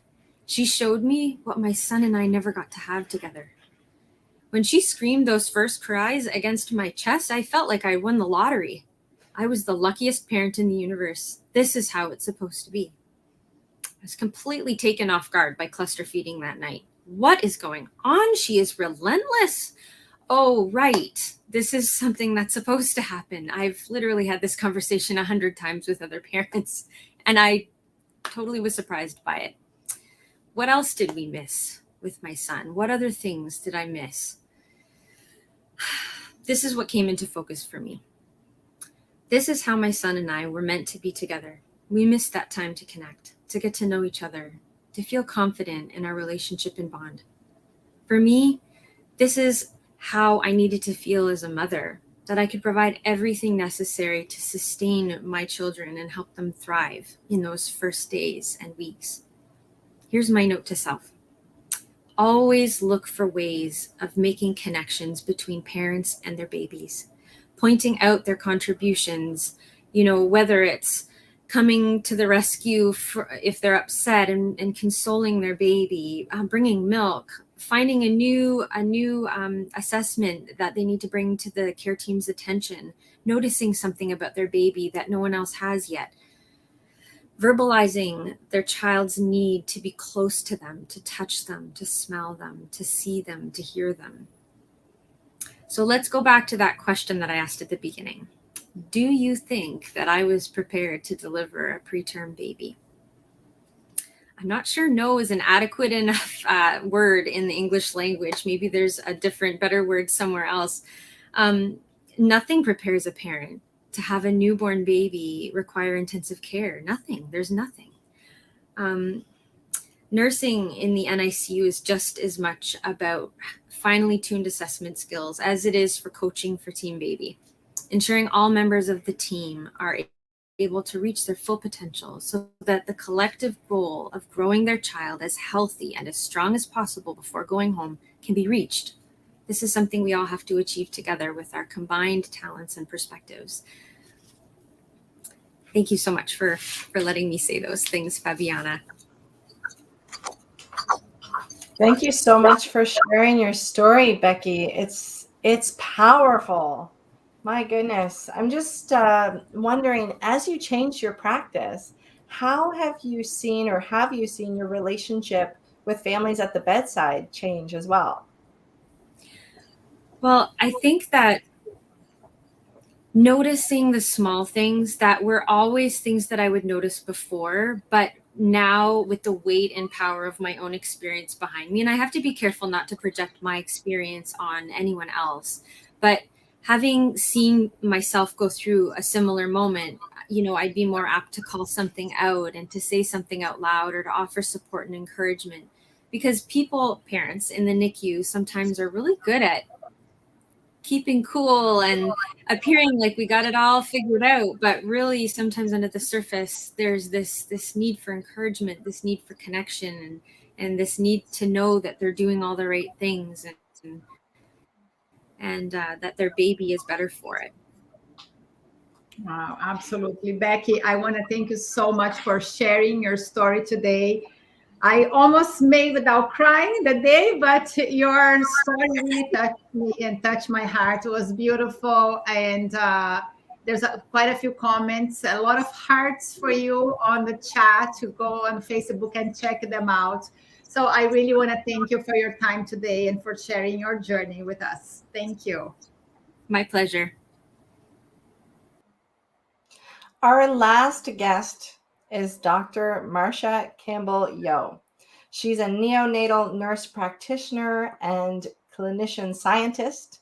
She's a full professor at the School of Nursing, Faculty of Health at Dalhousie University, and holds cross appointments in the departments of pediatric psychology and neuroscience. I've had the pleasure of working on a number of projects with Marcia, and she is passionate about improving families' experiences in NICU and after.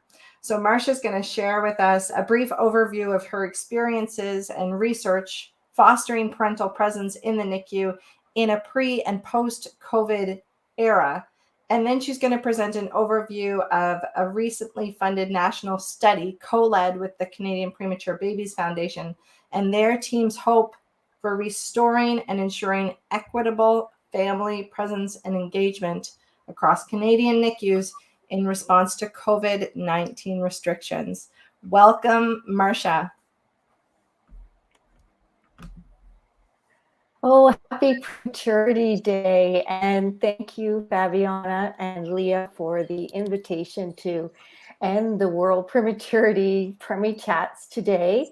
What an amazing group of speakers, and the dedication to family integrated care and research was just so evident from everyone.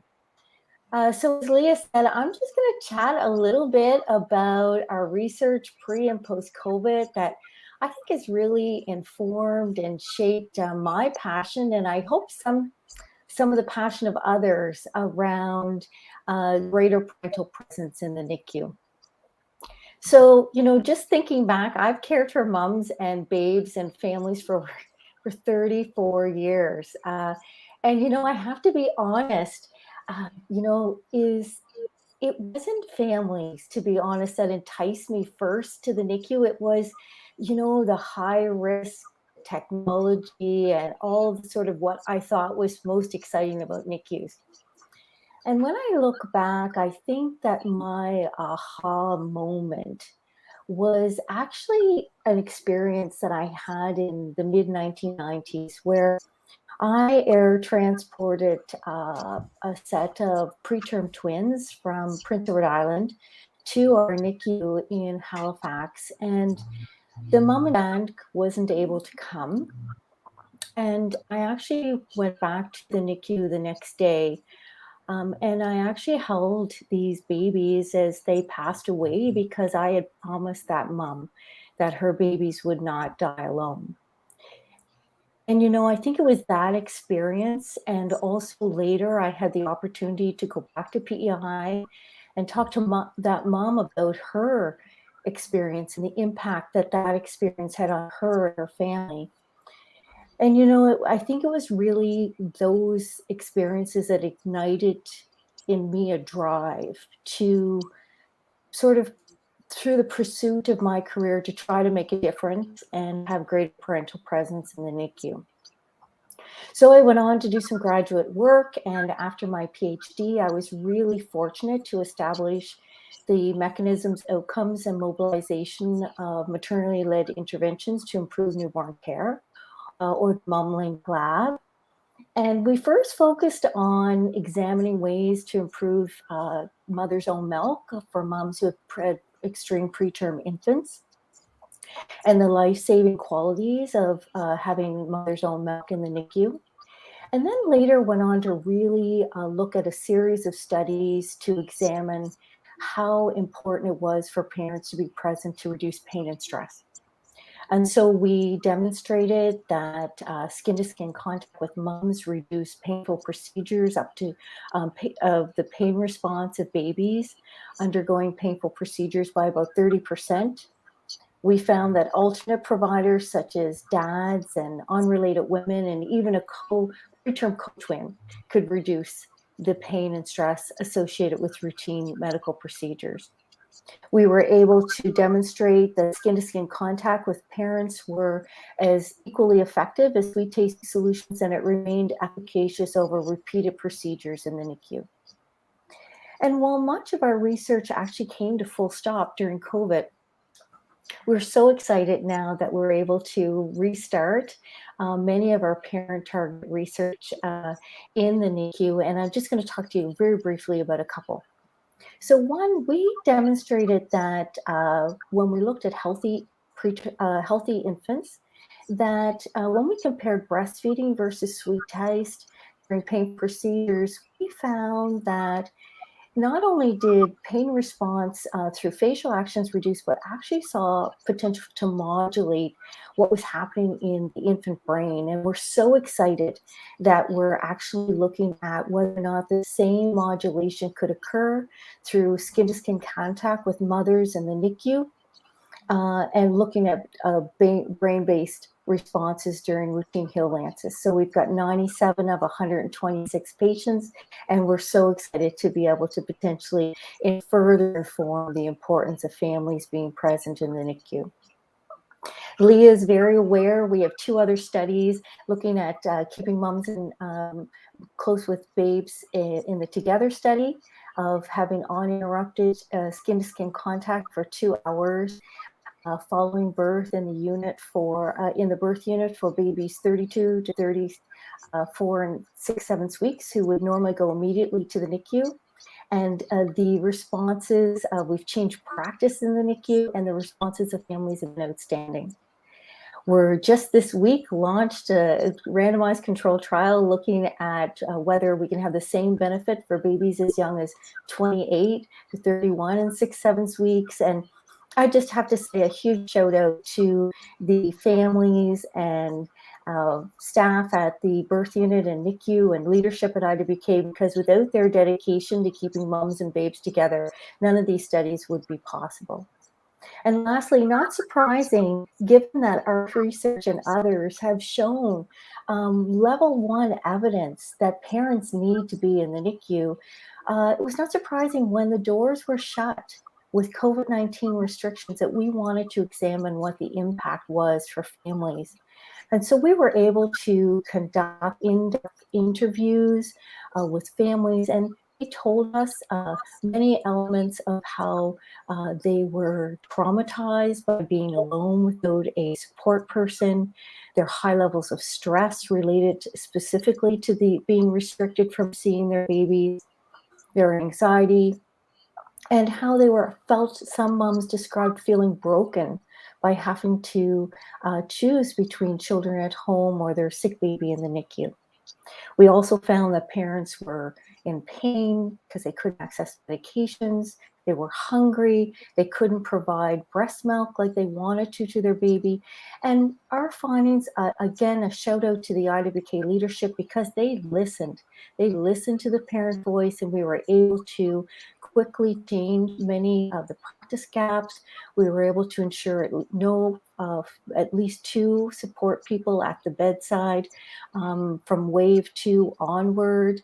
And we're also able to look across the country with a national survey with 235 participants that also demonstrated the same negative sequelae, not just locally, but across the country, that it had on both infant and parent mental health and well-being.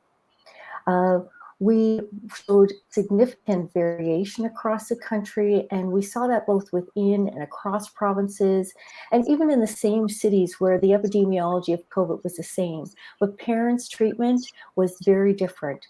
And so we're so excited that we've been able to leverage these findings, and together with the Canadian Premature Baby Foundation, co-led with Fabiana and myself, our newest presence study, which the primary goals will really be to further examine the impact that COVID-19 parental presence restrictions have had on Canadian families, looking at perhaps more diverse populations.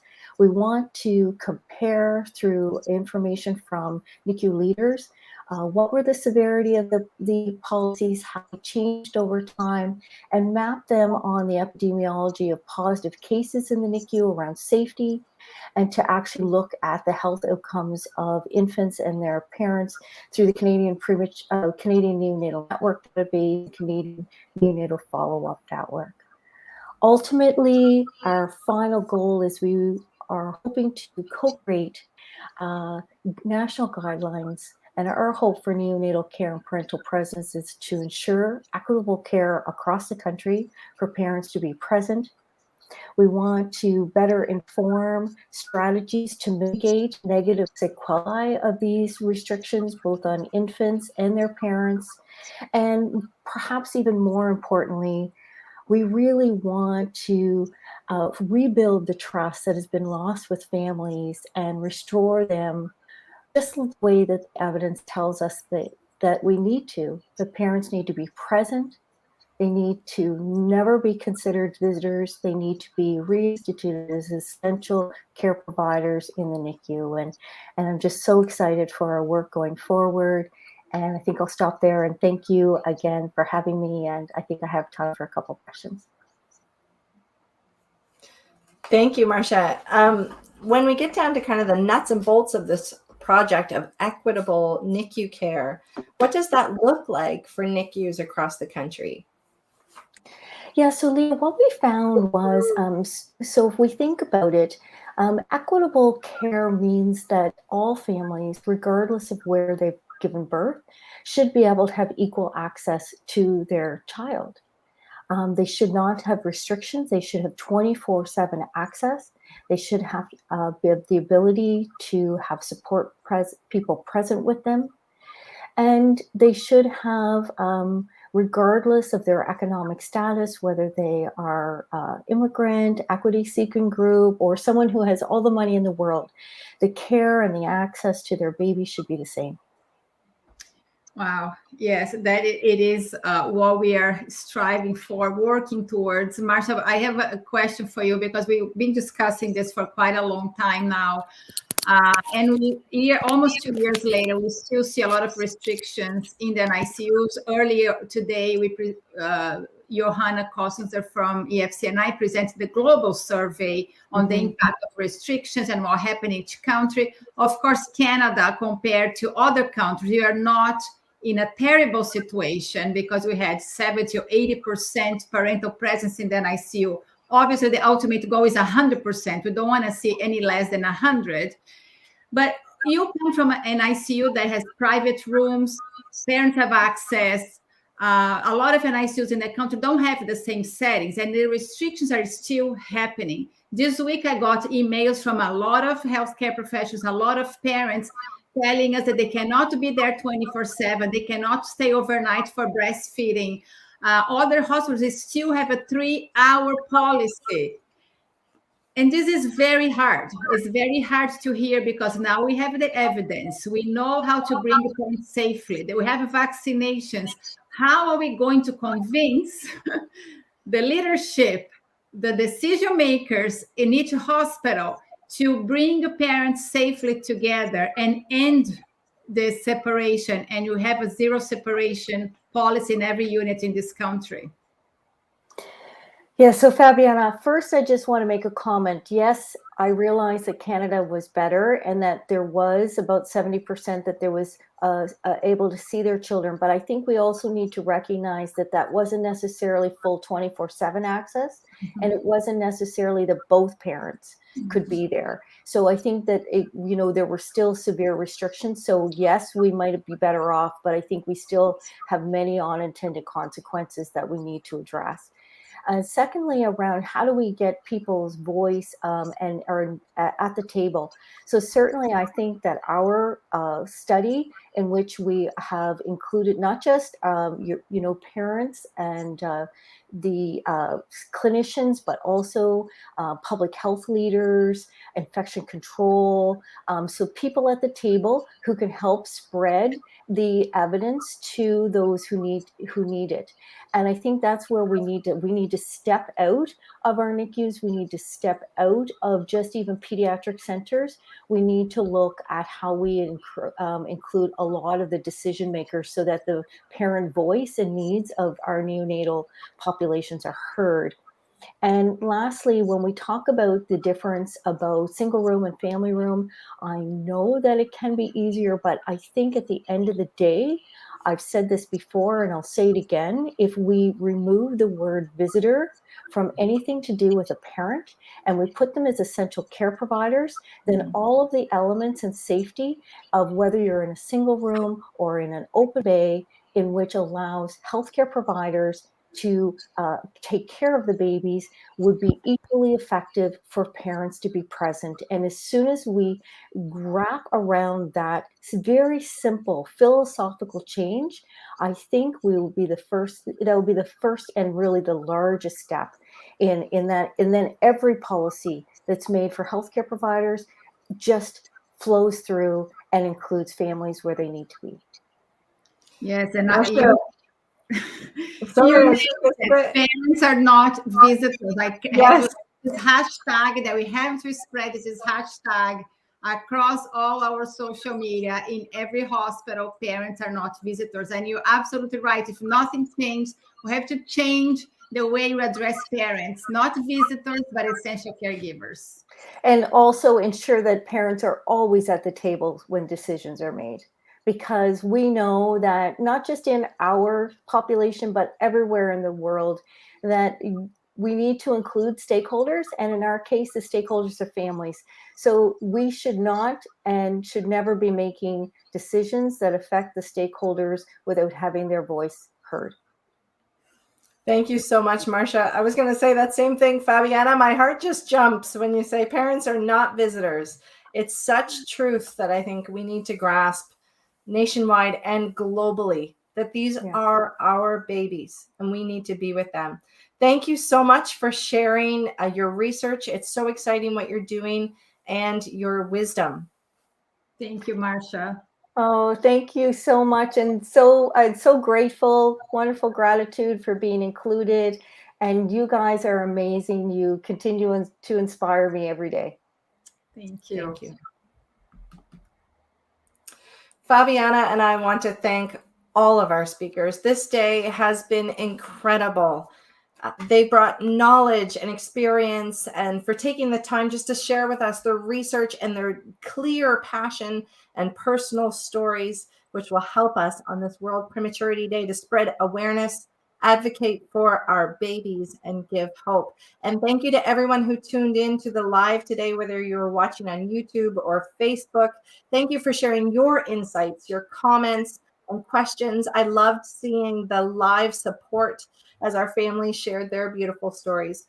We hope that you've learned from these presentations and that you've gained valuable insights, and of course that you feel inspired. And if you've missed any part of this broadcast, or if you want to revisit any of it, then please check it out. It will be available following this live on YouTube, the Canadian Premature Babies Foundation channel.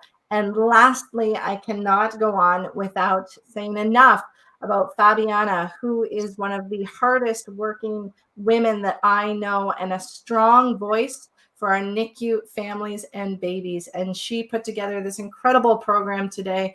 Fabiana, thank you so much for providing this for staff and families on this World Prematurity Day. Wow, Leah, thank you. And thank you so much for hosting with me today. You know, I'm a big fan of you and your work.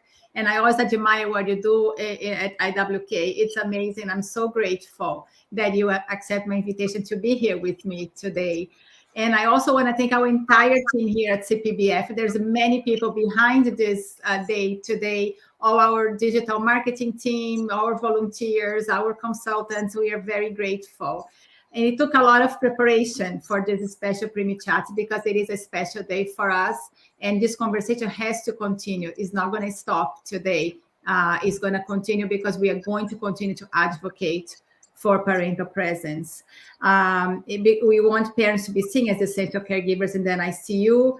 And today we heard the impact of the restrictions on ICU parents. We heard the stories from families.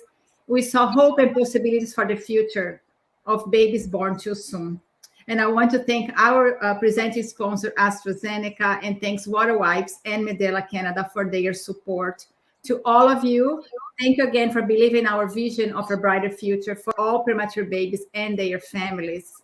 And we are not done yet. Tonight at 7 p.m. Eastern Time, we have a 1-hour special edition of the Premi Chats focusing on mental health.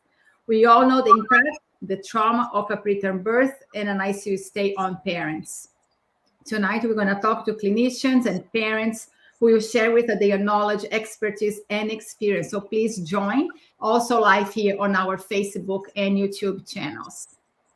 And also tonight across Canada, 40 landmarks will be lit up in purple in honor of the 30,000 babies born prematurely each year in our country and 15 million worldwide. Check out the website, canadianpremies.org, to see if a landmark near you is participating. Absolutely. And just a reminder, some landmarks, they have a different time to lit up in purple, like Niagara Falls is going to do from 10 to 10:15. So all the information is on our website. And CPBF is a charitable organization, and we believe that together we can support more families. So today we are asking you to please consider making a donation so we can continue to provide free programs for families. All the information about the work that we do and what we offer for families is available on our website. And thank you all again. I'm super grateful for this beautiful day. We had no tech glitch, so I'm super grateful that the day went smooth. We had amazing speakers joining us from all over the world. And I hope I see you again at 7 p.m. Eastern Time. And you're going to leave you with a beautiful song that we heard today from Amy Thatcher, this beautiful musician from England. She wrote a song for her twins, and it's called Look at Me Now. So Leah, play the song, and thank you everyone, and stay well.